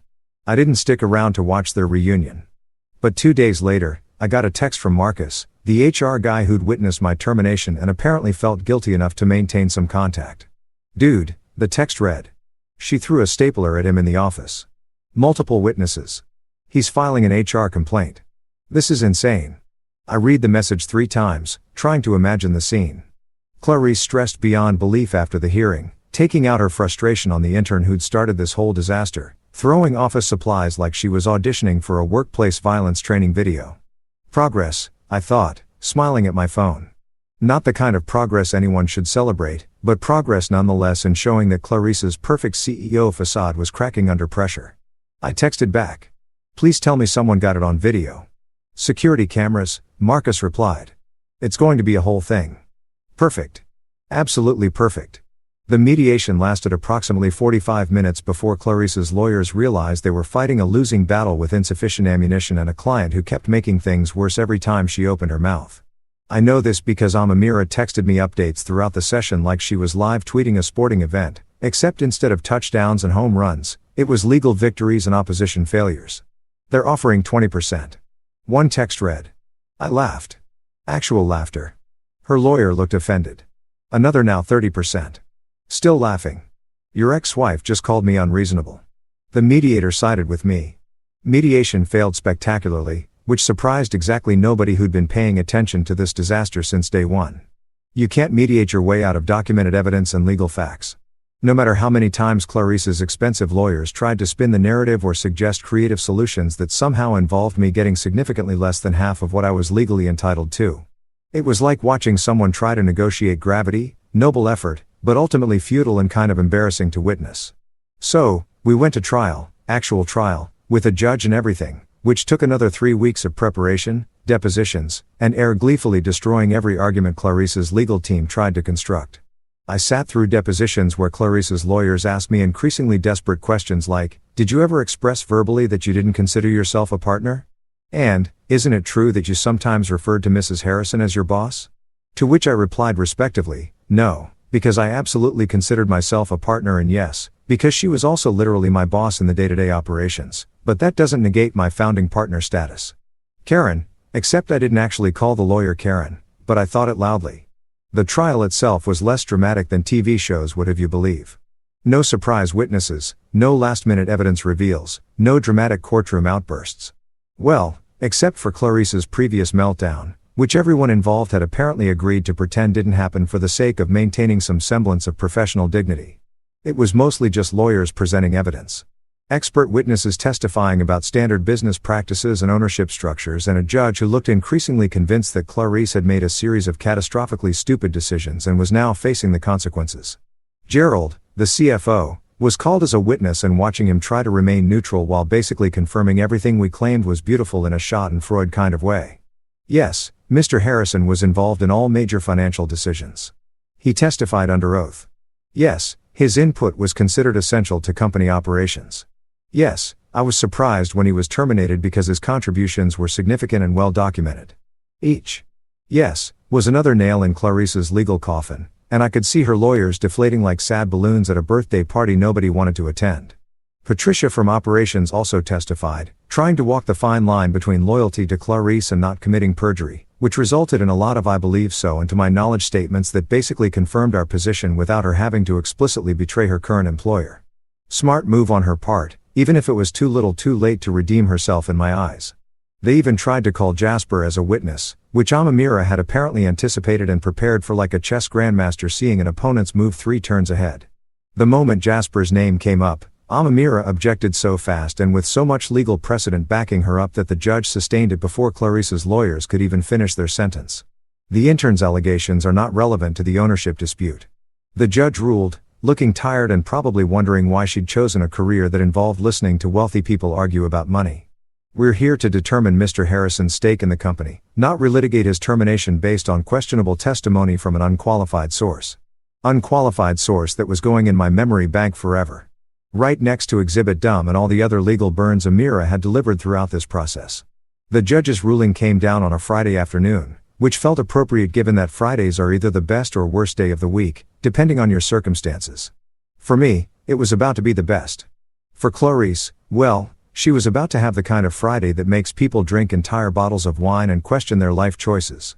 After reviewing the evidence presented, the judge began reading from her decision in that formal judicial voice that somehow makes everything sound more official and final.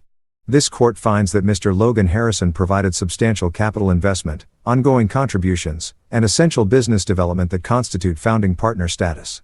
The court recognizes Mr. Harrison's claim to 50% ownership of Clarice Industries, retroactive to the date of incorporation. I felt Amamira squeeze my hand under the table, her professional composure firmly in place, but her grip betraying her excitement. We'd won, not partially won, not technically won, but with conditions, but actually fully completely won. The judge continued outlining the specifics. Half the assets, legal acknowledgement as co-founder, profit sharing going back 3 years, damages for wrongful termination, and basically everything we'd asked for, minus the kitchen sink. Though, honestly, at this point, I wouldn't have been surprised if the judge had thrown that in, too.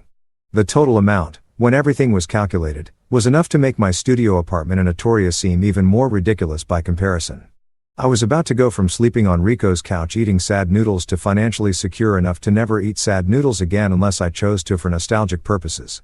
I looked over at Clarice's table and the sight was almost enough to make me feel bad. Almost, but not quite, because I remembered the conference room, the humiliation, the betrayal, and every shitty moment since then. She was slumped in her chair like someone had physically removed her spine. Her designer suit somehow looking less put together despite being the same expensive outfit she'd walked in wearing. Her mascara was streaking slightly, just enough to be noticeable, like she'd been crying or trying very hard not to cry and failing at the second part. Her lawyers looked defeated, resigned to the outcome they'd probably seen coming for weeks, but had been paid too much to admit out loud. They were already packing up their briefcases with the energy of people who knew they'd lost and just wanted to go home and bill their client for the time they'd spent losing. Jasper was nowhere to be seen, which I noticed immediately because his absence was somehow more noticeable than his presence ever was. No Instagram posts about personal growth, no updates about his career journey, nothing.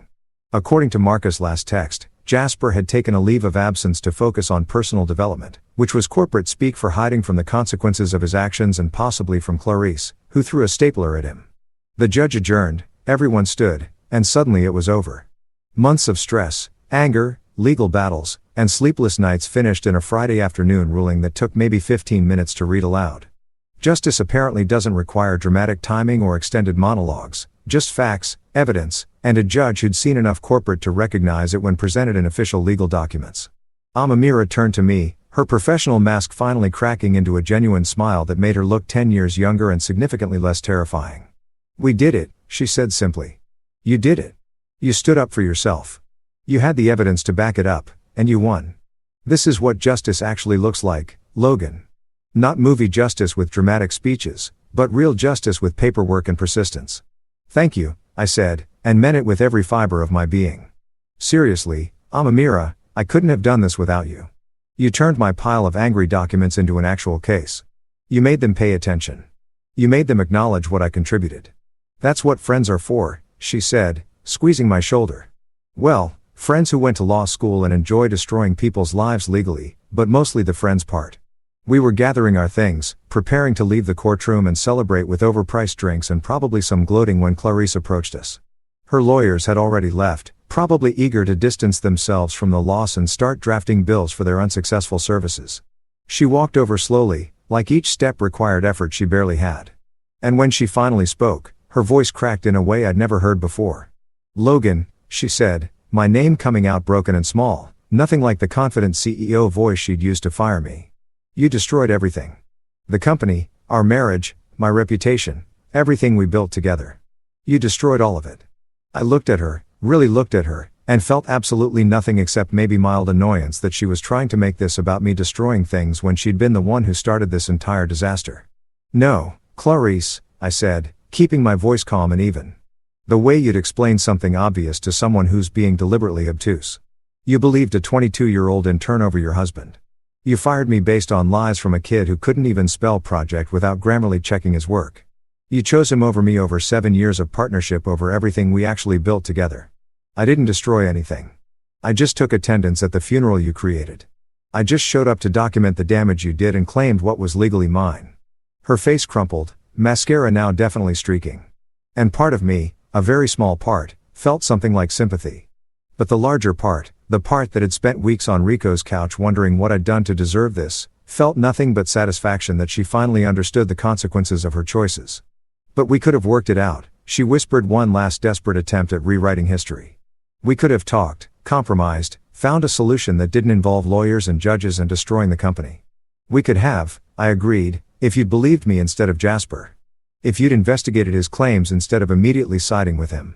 If you'd treated me like your partner instead of a disposable employee, but you didn't. You made your choice, Clarice. This is just me making mine." I walked past her, a mirror of following, and we left the courtroom without looking back. Behind us, I heard Clarice make a sound that might have been a sob or might have been just a sharp breath. But I didn't turn around to check. That chapter of my life was officially closed, sealed with a judge's signature and legal recognition of everything I'd contributed. As we exited the courthouse into the Friday afternoon sunshine, Amira pulled out her phone, probably to call her office or maybe to order celebratory drinks, but then she paused and looked at me with a mischievous grin. "You know what? You should start a consultancy for betrayed spouses. Seriously, help other people who've been screwed over by partners who believe the wrong people. You could call it Reflect and Collect, since that seems to be the theme here. I'm only partially joking. I think there's actually a market for that." I laughed, genuinely laughed for the first time in months. Reflect and Collect. I love it, though. I feel like the target demographic is pretty niche. You'd be surprised. Amira said corporate betrayal is more common than people think. You could be the poster child for taking back what's yours with documentation and determination. Very inspiring, very marketable. I'll add it to my list of post-divorce career options, I said, right below surf instructor and above professional grudge holder. We walked toward the subway, the Manhattan afternoon bustling around us with people who had no idea that someone's life had just been legally validated and someone else's empire had just been legally dismantled. Just another Friday in New York. Just another court case. Just another story of consequences catching up with choices. But for me, it was everything. Weeks later, Claricia sold the office to cover her legal costs and settlement payments. The company we built together became a shell of its former self, downsized and struggling. A cautionary tale whispered about in business circles. Meanwhile, I started my own consulting agency. Lean, fast, and completely drama-free. My new assistant, Tracy, actually knows the difference between a meeting and a meltdown, which is refreshing. One morning, an email from an investor appeared. "Glad to see you back, Logan. The industry missed your sanity." That's when it hit me. The best revenge wasn't winning in court. It was living better than before, building something new without the baggage. I donated part of my settlement to fund internships for underprivileged students, the kind who actually earn them. Named it the Reflect program just for irony. Every now and then I hear Clarissa's name in business gossip, usually followed by lawsuit or HR scandal.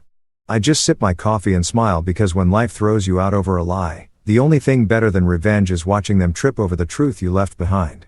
Sometimes karma needs a paper trail. And I provided the receipts. Story 3. My son called me crying on his graduation day. His mother cut up his cap and gown. She left a note, "You are not my son anymore, failure." He wanted to skip the ceremony, but I looked at him and said, "Get dressed. I have a plan." When they called his name for valedictorian, the auditorium erupted. His mother's face went pale when she saw the late afternoon sun filtered through the Venetian blinds of my downtown office, casting long shadows across the mahogany desk where I'd spent countless hours building my career as an architect. I was reviewing blueprints for the Morrison Center when my phone rang. The caller ID showed Drew Griffin, my son. "Hey, buddy," I answered, expecting to hear excitement about his upcoming graduation ceremony. Instead, what came through the speaker made my blood run cold. Sobbing raw. Broken sobbing that no 17-year-old should ever have to produce. "Dad." Drew's voice cracked. She destroyed them." "Slow down," I said. My mind already racing through possibilities. "What happened?" "Mom cut up my cap and gown. There's pieces everywhere. She left a note on my bed." His breath hitched. "It says, 'You're not my son anymore.' Or failure." My hand tightened around the phone until my knuckles went white. 20 years of marriage to Candace Mlan, and I thought I'd seen the worst of her cruelty. I was wrong. "I can't go to graduation, Dad. I can't face everyone.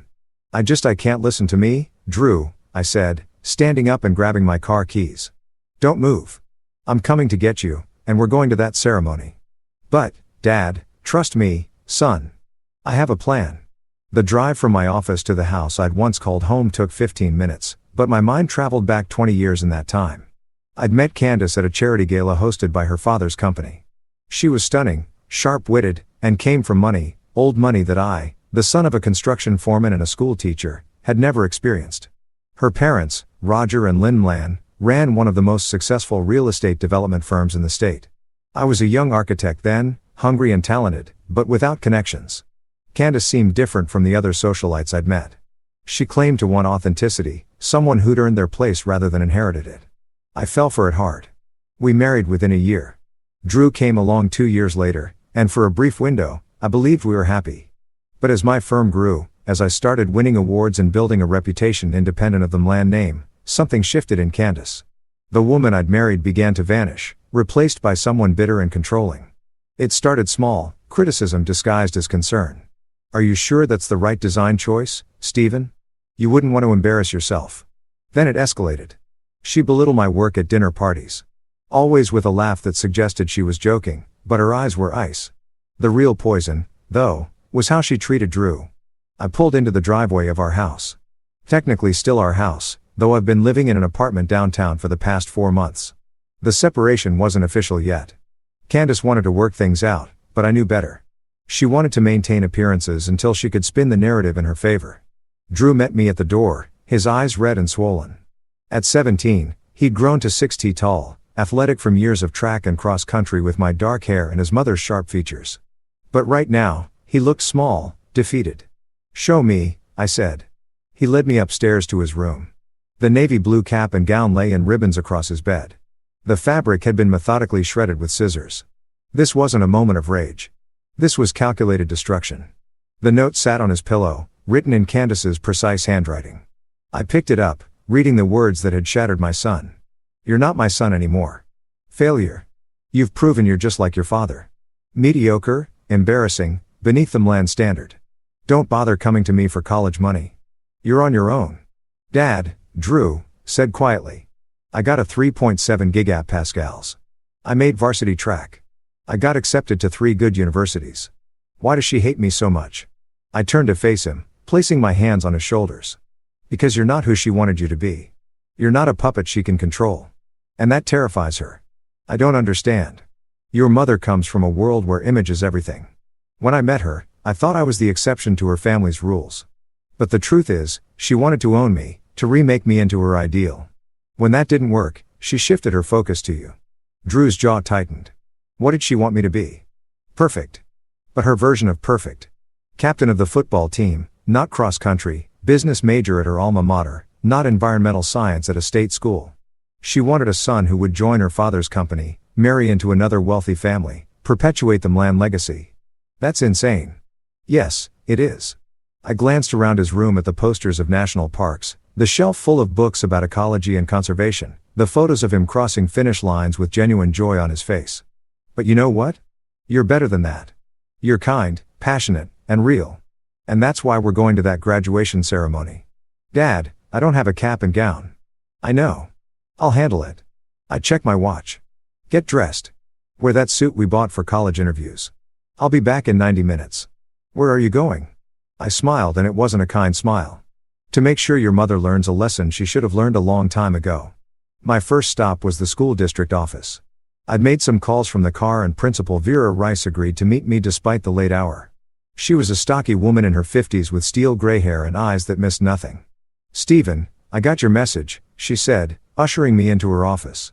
"I have to say I'm disturbed by what you described." "It's worse than I described," I said, showing her a photo I'd taken of the destroyed cap and gown in the note. Principal Rice's expression hardened. "That's abuse. You know that, right?" "I do. And it's not the first incident.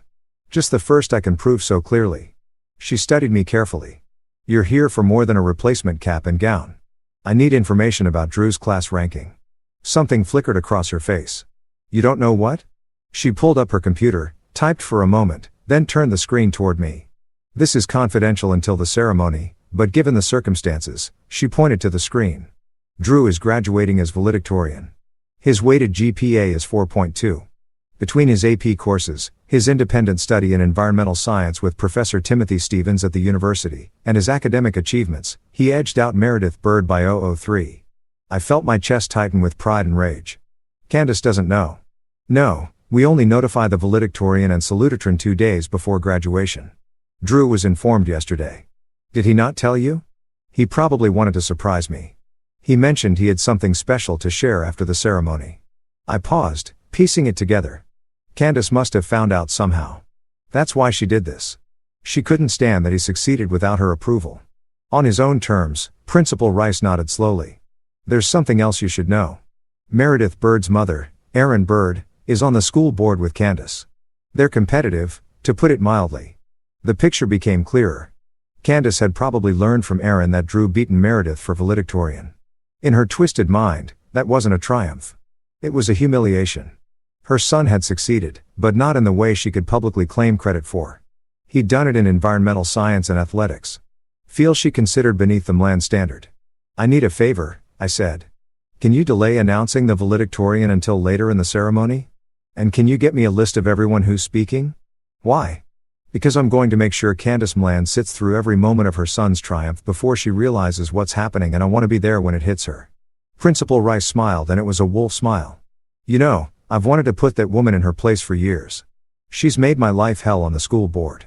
What did you have in mind? We talked for 40 minutes, planning every detail. Principal Rice revealed that Candace had been pushing to cut funding for the environmental science program, calling it a waste of resources on tree hugger nonsense.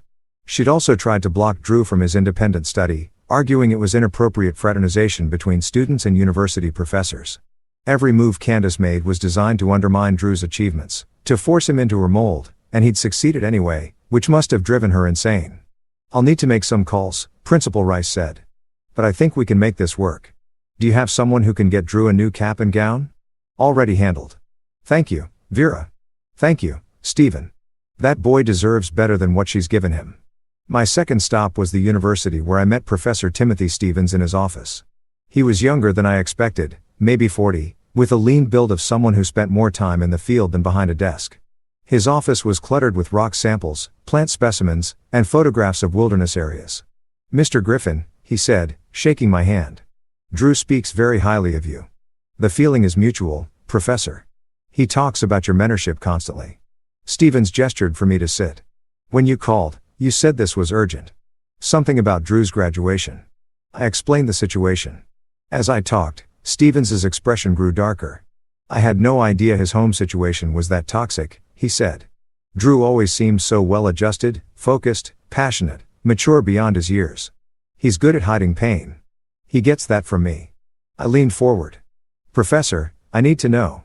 Is the offer you made him still on the table? The research assistant position? Absolutely. It's his if he wants it. Full funding, a small stipend, and he'd be working on the wetland restoration project. It's rare for an undergraduate, but Drew's work has been exceptional. Can you be at the graduation ceremony tomorrow night? And can you bring the official offer letter? Stephen studied me. You're planning something. I'm planning to show my son that his accomplishments matter, that the people who truly care about him recognize his worth, and I'm planning to show his mother that her control is over. I'll be there. My third stop was a men's clothing store downtown. The owner, Arnold Costa, had been a client years ago when I designed his flagship store. He owed me a favor and I was calling it in. Stephen, he boomed, greeting me with a handshake. What brings you by so late? I need a miracle, Arnold. Cap and gown, adult size medium by tomorrow afternoon. He whistled low. That's tough. Graduation season, everything's spoken for. I know. That's why I'm asking you. You must have connections. Arnold thought for a moment, then grinned. I might know a guy, but it'll cost you. Name your price. Dinner with you and Drew once he starts college. I want to hear all about his plans. I felt my throat tighten. Arnold had lost his own son to cancer 3 years ago. He and Drew had met a few times at company events, and I'd seen the way Arnold looked at him like he saw something of his own boy. Deal, I said, shaking his hand. By the time I returned to pick up Drew, I'd made 7 more calls and set in motion a plan that would either brilliantly vindicate my son or spectacularly blow up in my face. I was betting on the former. Drew was ready, dressed in the charcoal suit that made him look older, more confident, but his eyes still held that wounded look. Dad, I've been thinking, he said as we drove toward my apartment. Maybe Mom's right. Maybe I'm a failure. I mean, I'm not going to an Ivy League school. I'm not studying business. I'm not. Stop. I said firmly. Drew, look at me. He turned and I saw my son. Truly saw him. Not the kid Candace wanted him to be, but the young man he'd become despite her. Do you know what I see when I look at you? I asked. I see someone who chose passion over prestige, who chose authenticity over appearances. You could have played the game, son. You could have joined the business club, dated the right girls, said the right things. But you didn't, because that would have been a lie. And you're not a liar. But what if she's right? What if I can't make it on my own? Drew, I need to tell you something. Something I should have told you years ago. I pulled into the parking lot of my apartment and turned off the engine. Your mother and I are getting divorced. I've already filed the papers, and I'm not going to fight for the house or the cars or any of that. You know what I'm fighting for? What? You full custody. And once you turn 18 next month, that won't matter legally anymore. But what will matter is this. You'll never have to apologize for being yourself again. You'll never have to shrink yourself to fit into someone else's idea of who you should be. Drew's eyes filled with tears. I thought you were trying to fix things with her. You said you were working it out. I lied. I'm sorry. I didn't want you to worry during your senior year. But the truth is, I've been building a case for months, documenting her behavior, gathering evidence. Today's incident, that's the nail in the coffin. You're really leaving her? I already left her, son. I've just been waiting for the right moment to make it final. And tomorrow night at your graduation, I'm going to make sure everyone sees exactly who Candace Mlan really is. Drew wiped his eyes. What are you planning? I smiled. You'll see. But I need you to trust me. Can you do that?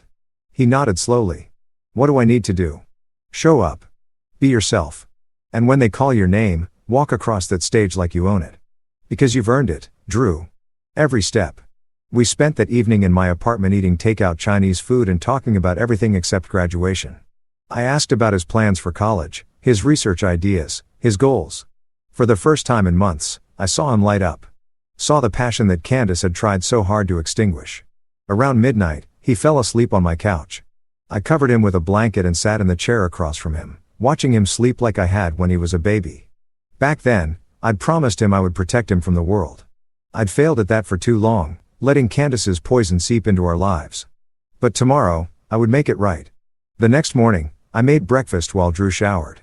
My phone buzzed with messages from Principal Rice, Professor Stevens, and several others confirming the plan. Everything was falling into place. Dad, Drew called from the bathroom. The ceremony starts at 7 o'clock. What time should we leave? 5:30. I need to make a stop first. Where? You'll see. At 5 o'clock, Arnold Costa called. Got your package. Where do you want it delivered? The high school. Principal Rice's office. You're a lifesaver, Arnold. Don't thank me yet. Wait till you see what I managed to pull off. We arrived at the school at 5:45. The parking lot was already filling with families, students milling around in their caps and gowns, taking photos.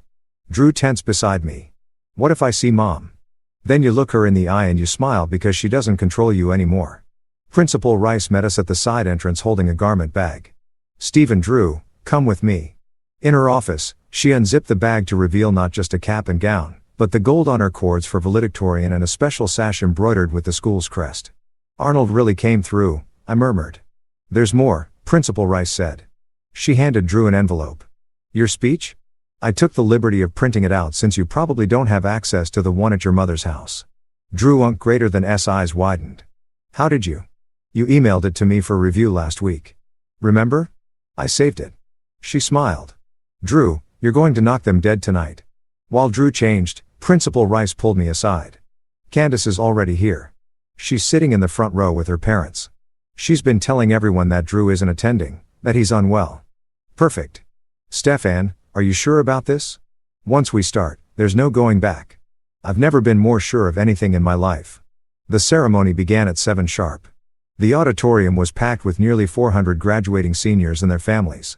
I sat in the middle section, far enough from Candace that she wouldn't spot me immediately, but close enough to see her reactions.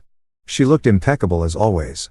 Designer dress, perfect makeup, hairstyled, and elegant waves. Next to her sat Roger and Lynn Mlan, her parents both looking equally polished and cold. I'd never liked them, and the feeling was mutual. To them, I was the working-class interloper who'd somehow tricked their daughter into marriage. The opening remarks began. Principal Rice spoke about achievement, perseverance, and the diverse paths to success. I saw Candace checking her phone, barely paying attention. Then came the student performances. The orchestra played, the choir sang, and through it all, there was no mention of Drew. Candace looked smug, satisfied that she'd successfully cowed her son into staying home. The processional began and graduates filed in alphabetically. When the G started, I watched Candace's face. She was still on her phone, not even looking up. Then Drew walked in. He moved with quiet confidence, his chin up, wearing the cap and gown she destroyed. The gold cords gleamed against the navy fabric. He didn't look at her, didn't acknowledge her presence. He simply walked to his assigned seat and sat down with perfect composure. I saw the moment Candace noticed her head snapped up, her face going white, then red. She leaned over to whisper furiously to her mother, who looked equally shocked. Roger Mland's expression was harder to read, but I caught a flicker of something. Maybe respect crossed his face as he looked at Drew. The ceremony continued. Awards were announced. Perfect attendance scholarship recipients department honors. Drew's name was called for the Environmental Science Award presented by Professor Stavens himself. As Drew walked to the stage, Stevens shook his hand warmly and said something that made Drew smile. The microphone caught his words. "We're lucky to have you joining our research team this fall." Murmurs rippled through the audience. Candace's face was a mask of fury. Research assistant positions at the university were prestigious, usually reserved for graduate students. Her son had earned something she couldn't buy or control. More awards followed. Drew received the cross-country MVP, the Community Service Award, and the Principal's Achievement Award. Each time his name was called, each time he walked across that stage with dignity and grace, I saw Candace's expression grow darker. Lynn Mland leaned over and whispered something sharp to her daughter. Candace's jaw tightened, but she remained seated, maintaining the appearance of support even as her world crumbled. Then came the moment I'd been orchestrating. Principal Rice returned to the podium. Now I have the great honor of introducing our salutatorian and valedictorian. These students have demonstrated exceptional academic achievement, leadership, and character. Candace straightened in her seat. This was what she'd been waiting for, the confirmation that some other student had outperformed Drew. Our salutatorian, graduating with a weighted GPA of 4.17, is Meredith Bird. Applause erupted. Meredith stood, looking genuinely thrilled, and made her way to the podium. Erin Bird was on her feet, camera flashing, beaming with pride. I saw her glance at Candace with barely concealed satisfaction. Candace clapped politely, but I could see the calculation in her eyes. If Meredith was salutatorian with a 4.17, then the valedictorian had to be someone else with a higher GPA. Maybe that Dennis kid from the debate team or Flora from the science club. Meredith gave a lovely speech about friendship and following your dreams. It was sweet, heartfelt, and I could see Drew smiling as he listened. Then, Principal Rice returned to the microphone. And now graduating with a weighted GPA of 4.2, having completed multiple advanced placement courses, an independent research study at the university level, and demonstrated exceptional leadership both in academics and athletics, our valedictorian, Drew Griffin. The auditorium erupted. I watched Candace's face go from confusion to disbelief to absolute horror. Her mouth opened and closed like a fish, gasping for air. Lynn Mland grabbed her daughter's arm, hissing something I couldn't hear. Roger Mland, to my surprise, started clapping. Drew stood and the applause grew louder. His cross-country teammates were on their feet whooping and cheering. The Environmental Science Club joined in, then more students, then parents until the entire auditorium was standing. Everyone except Candace and Lynn. Drew walked to the podium and I saw him take a deep breath. This was the moment that could break him or make him. The moment he could show his mother that her words, her cruelty, her judgment, none of it mattered. He looked out at the crowd and his eyes found mine. I nodded. He smiled. "Thank you," he began, his voice steady and clear. "When I was asked to write this speech, I struggled with what to say. How do you sum up 12 years of education, of growth, of becoming who you're meant to be?" The room quieted, everyone leaning in to listen. "I decided to talk about expectations," Drew continued. "We all face them. The expectations of our parents, our teachers, our peers, society. Some expectations lift us up, challenging us to be better. Others weigh us down, trying to shape us into something we're not." I saw several students nodding, recognizing their own struggles in his words. For a long time, I tried to meet expectations that weren't meant for me. I tried to fit into a mold that didn't match who I was inside, and I failed. He paused, letting that word hang in the air. I failed to be someone I wasn't. And you know what? That failure was the best thing that ever happened to me. Nervous laughter rippled through the audience. Candace was stone still because that failure forced me to ask a question whose expectations matter. Who gets to decide if I'm successful, if I'm worthy, if I'm enough? Drew's voice grew stronger. I realized the answer wasn't in the mirror someone else held up for me. It was in the reflection I saw when I looked at myself honestly. He glanced down at his notes, then back up. I chose to study environmental science when I was told it was impractical. I chose cross-country over football when I was told it was less prestigious. I chose a state university over an Ivy League school when I was told it would embarrass my family. Gasps echoed through the auditorium. This wasn't a typical feel-good graduation speech. This was truth, raw and unfiltered. And standing here today as your valedictorian, I want you to know those choices were right. Not because they led to this moment, but because they were mine. I owned them. I lived them. I became myself through them. He looked directly at Candace for the first time. To anyone who ever told me I wasn't good enough, thank you. You taught me that being good enough for someone else is an impossible goal. The only person I need to be good enough for is myself. The silence was absolute. Then someone started clapping. Professor Stavins standing in the back. Then Principal Rice. Then Arnold Costa, who'd snuck in to watch. Then the students. Then everyone. A wave of applause that shook the walls. Candace sat frozen, her face pale. Lynn Mlan looked like she'd been slapped, but Roger Mlan, he was clapping too slowly with an expression that might have been regret. Drew finished his speech with words about the future, about the class moving forward together, about supporting each other's diverse paths. It was beautiful, inspiring, and completely authentic. When he finished, the standing ovation lasted 3 full minutes. As Drew returned to his seat, I saw several students reach out to shake his hand to hug him. He had given voice to something they all felt, and they loved him for it. The rest of the ceremony passed in a blur. Diplomas were distributed. Names called the ritual completion of high school.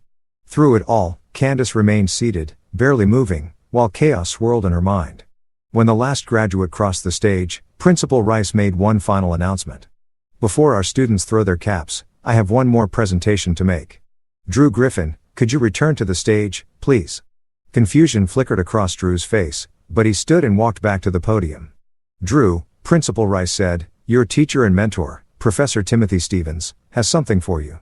Stevens joined them on stage, holding an envelope. Drew, it is my great honor to officially offer you the position of undergraduate research assistant on our wetland restoration project. This position includes full funding for your undergraduate research, a stipend for living expenses, and the opportunity to co-author papers in peer-reviewed journals. He handed Drew the envelope, then shook his hand. I've worked with hundreds of students, Drew. You're one of the finest minds I've encountered. Welcome to the team. The applause was thunderous.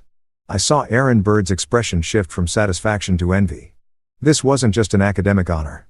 This was real-world validation, the kind of opportunity that would shape Drew's entire career, and Candace had tried to destroy him the day before his triumph. The ceremony concluded with the traditional cap toss. Hundreds of navy blue mortar boards flew into the air, and when they fell, chaos erupted as families rushed to find their graduates.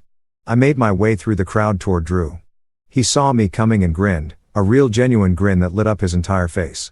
Dad, he grabbed me in a hug. Did you know about the valedictorian thing? I might have had an inkling, I admitted. In the research position, Professor Stevens is a good man. He recognized your talent. Drew pulled back, his eyes bright. You planned all of this, getting me here, the cap and gown, everything. I just opened the doors, son. You walked through them, Mr. Griffin. We turned to find Roger Mlan standing behind us alone. Candace and Lynn were nowhere to be seen. Roger, I said coolly. I wanted to congratulate Drew, he said, extending his hand to his grandson. That was quite a speech. Drew hesitated, then shook his hand. Thank you, sir. Roger's jaw worked for a moment, then he said, I owe you an apology, both of you. I've been blind to what was happening in my daughter's house. The way she's treated you, Drew, that's not right. That's not how family should be. No, I agreed. It's not. And you, Stephen, I was wrong about you. I thought you weren't good enough for Candace, that you were using her, but I see now that she was using you. Using both of you. Where is she? I asked. She left, took Lynn, and stormed out during the cap toss. I expect I'll get an earful when I get home. He smiled grimly. But I think I'll stay here for a while. Enjoy the celebration. He turned back to Drew. Your grandmother and I would like to take you to dinner this weekend. Just the 3 of us. If you're willing, Drew looked at me. I nodded. That's up to you, son. Okay, Drew said. I'd like that. After Roger left, Drew and I were surrounded by well-wishers. Professor Stevens introduced him to other faculty members. His teammates from cross-country hoisted him on their shoulders. Parents I'd never met shook my hand and told me how much Drew's speech meant to their own kids. Through it all, I kept watch for Candace, but she didn't return. We left the school around 10 o'clock. Drew still buzzing with energy. I can't believe today happened, he said as we drove back to my apartment. Yesterday, I thought my life was over. Today I'm valedictorian with a research position. Yesterday your mother tried to break you. I said today you proved you're unbreakable. What happens now, Dad? Now? Now we go home, order pizza, and celebrate. Tomorrow we start dealing with the legal stuff, the divorce, custody, though you'll be 18 soon, so that's mostly symbolic. Then we start planning your future. What about Mom? I thought about Candace. About the woman I'd married and the monster she'd become. Your mother made her choices, Drew. She chose cruelty over compassion, control over love. She'll have to live with the consequences. Do you think she'll ever apologize? No. I said, honestly, people like your mother don't apologize. They double down, blame everyone else, twist the narrative until they're the victim. But here's the thing. You don't need her apology to move forward. You don't need her approval to be successful. You already are successful with or without her. We spent that night eating pizza, watching terrible movies, and laughing until our sides hurt. It was the first time in years I'd seen Drew truly relaxed, truly himself. Around 2 o'clock in the morning, as he was falling asleep on the couch again, he said softly, "Dad, thank you for having a plan, for believing in me. Always, son. Always." The next morning, everything changed. I woke to my phone ringing. The number was Roger Mlan's. "Stephen," he said without preamble. "We need to talk. It's about Candace." "What about her?" "She's been embezzling for my company." "Has been for years." I sat up suddenly wide awake. "What?" "After last night, I couldn't sleep. Something about the way she reacted, the way she's been acting for months, it bothered me. So, I went to the office at 5 a.m. and started going through the books." His voice was tight with anger.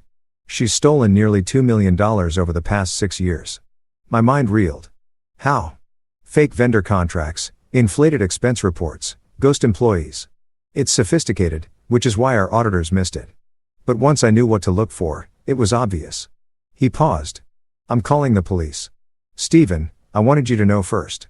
"Why tell me?" "Because she did it for Drew. At least that's what she'll claim. She's been funneling money into offshore accounts supposedly for his college fund. But the paperwork shows the accounts are in her name only." I thought about the note she'd left. "Don't bother coming to me for college money." She hadn't meant she wouldn't pay. She meant the money she'd stolen for him was now hers. Her final punishment for his failure. "What do you need from me?" I asked. "Nothing. Just take care of my grandson. And when the news breaks, help him understand that this isn't his fault." The police arrested Candace Mlan that afternoon. The charges were extensive. Embezzlement, fraud, money laundering. Her bail was set at $1 million, which Lynn Mlan paid without hesitation, but the damage was done. The story hit the news that evening. Local socialite arrested for embezzling from family business. The article detailed the charges, included a photo of Candace being led away in handcuffs, and mentioned her prominent role in society. It also mentioned that her son had graduated as valedictorian the previous night. Drew watched the news in silence, his face unreadable. When it ended, he turned to me. "Did you know?" "Not until this morning. Your grandfather called me. She stole from me." "She stole for herself, Drew. She claimed it was for you, but the accounts are in her name. She was using you as justification for her crimes." He absorbed this, then shook his head. "Everything she did, every criticism, every cruel word. And the whole time she was the failure, not me. She was projecting, son. Her own inadequacies, her own fears. She tried to make you small so she could feel big. I almost let her win, but you didn't, and that's what matters." The legal proceedings took months.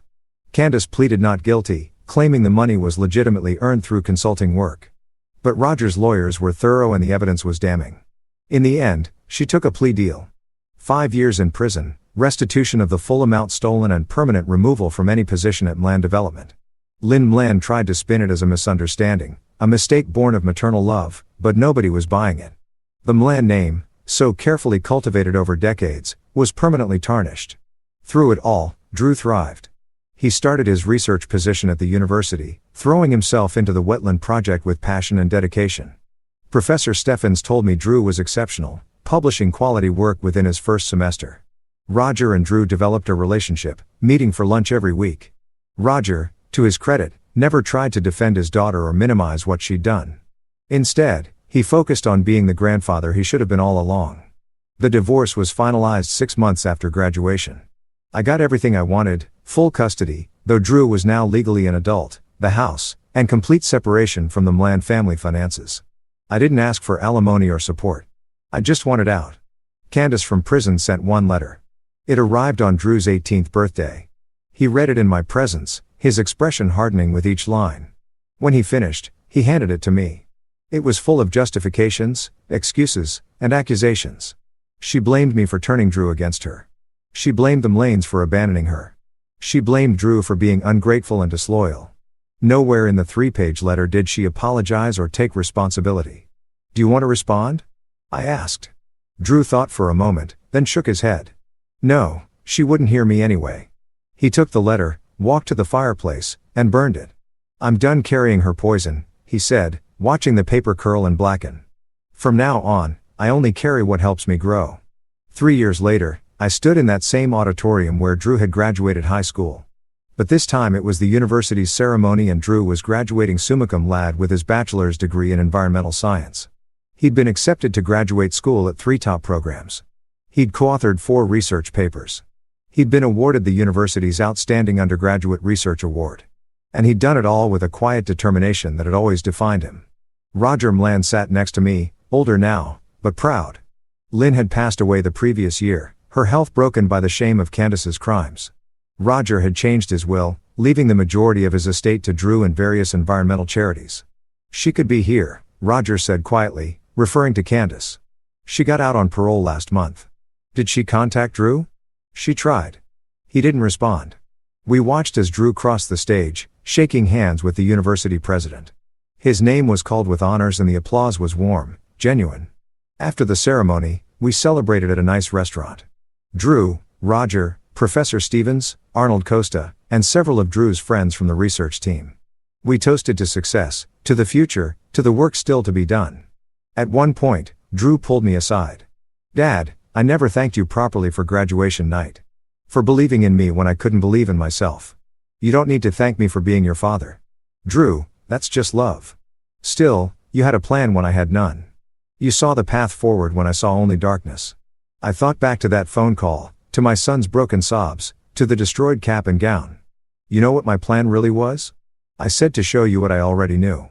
That you're remarkable, that you're strong, that you're worthy of every good thing that comes your way."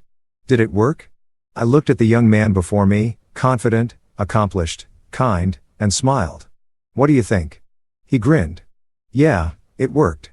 5 years after that high school graduation, Drew defended his doctoral dissertation on wetland restoration and climate resilience. I sat in the front row as Dr. Drew Griffin, at just 26 years old, joined the ranks of environmental scientists working to save the world. Candace never attended any of it. After her release from prison, she'd moved to another state, cutting all contact with Drew. I heard through Roger that she'd remarried, this time to a man with money and no children. She'd apparently reinvented herself as a consultant, though her criminal record made that difficult. Sometimes Drew would get quiet and I knew he was thinking about her. The mother who should have loved him but chose cruelty instead. But those moments grew rarer over time, replaced by the fullness of a life well lived. On the night of his dissertation defense, we went back to my apartment, the same one where we'd eaten pizza after his high school graduation. "Dad," Drew said, "I've been thinking about that night when you said you had a plan." "Yeah. What would you have done if it hadn't worked?" "If I'd still been too broken to go to graduation, I'd never told him the full truth, then we would have skipped it. We would have gotten in the car and driven to the coast, spent the weekend hiking in the redwoods, and we would have made our own ceremony, just the two of us.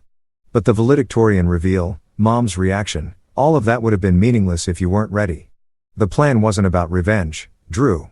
It was about showing you that your accomplishments matter regardless of her opinion. If you needed time to heal instead, that would have been the plan." He smiled. "You always knew the right choice." "No, I just knew that choosing you would always be right." We sat in comfortable silence for a while. Then Drew said, "I heard from Roger. He ran into Mom at some charity event. She asked about me." "What did he tell her?" "That I'm happy, successful, that I don't need her." "How did she react?" "He said she looked sad, maybe even regretful. But then she changed the subject, started talking about her new husband's business." "Some people never change," I said. "No." Drew agreed. "But some people do. You did, Dad. You went from trying to save a marriage to saving your son. That's change. That's just clarity. Realizing what matters most." Drew leaned back against the couch. "Do you think she ever realized what she lost?" "I think she realized she lost control. I don't know if she realized she lost a son." "Her loss," Drew said firmly. And I heard in his voice the absolute certainty that came from years of building himself into someone he was proud to be. 10 years after that fateful graduation night, I walked Drew down the aisle at his wedding. His bride, Renee Stevens, Professor Timothy Stephen Unk's daughter, whom he'd met during his undergraduate research, was radiant.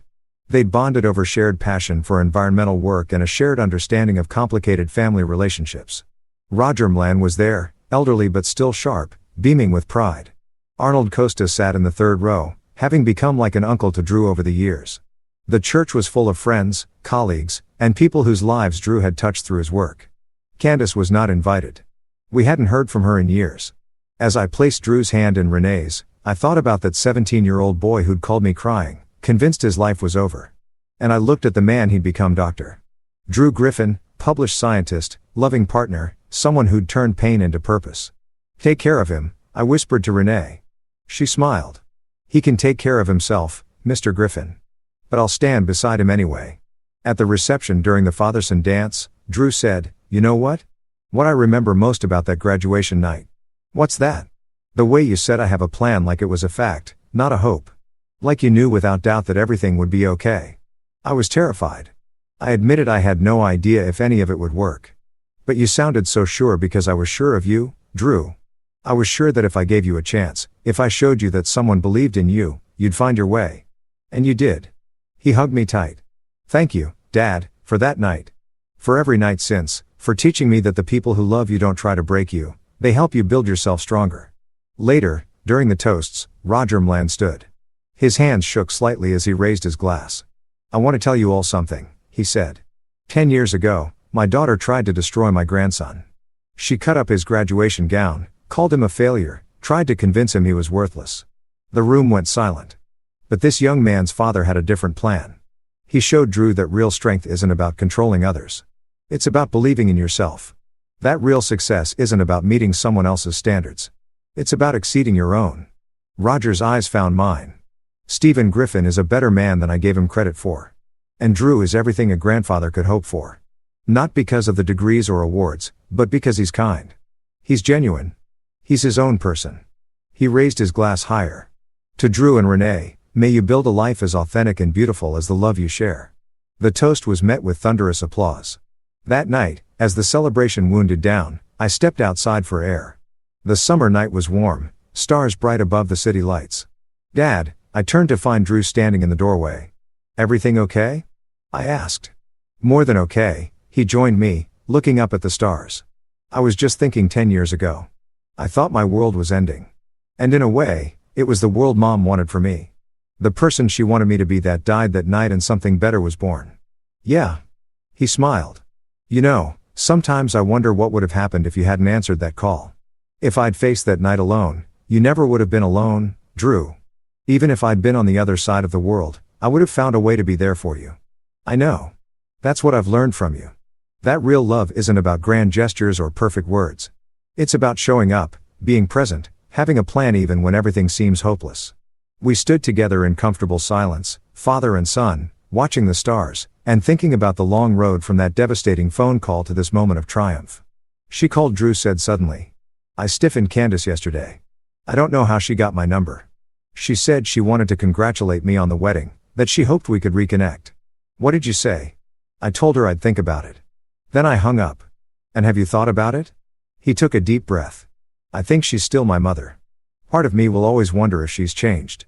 If there's a chance for something different, but the bigger part of me knows that even if she has changed, I don't owe her access to my life. She lost that privilege when she chose cruelty over love.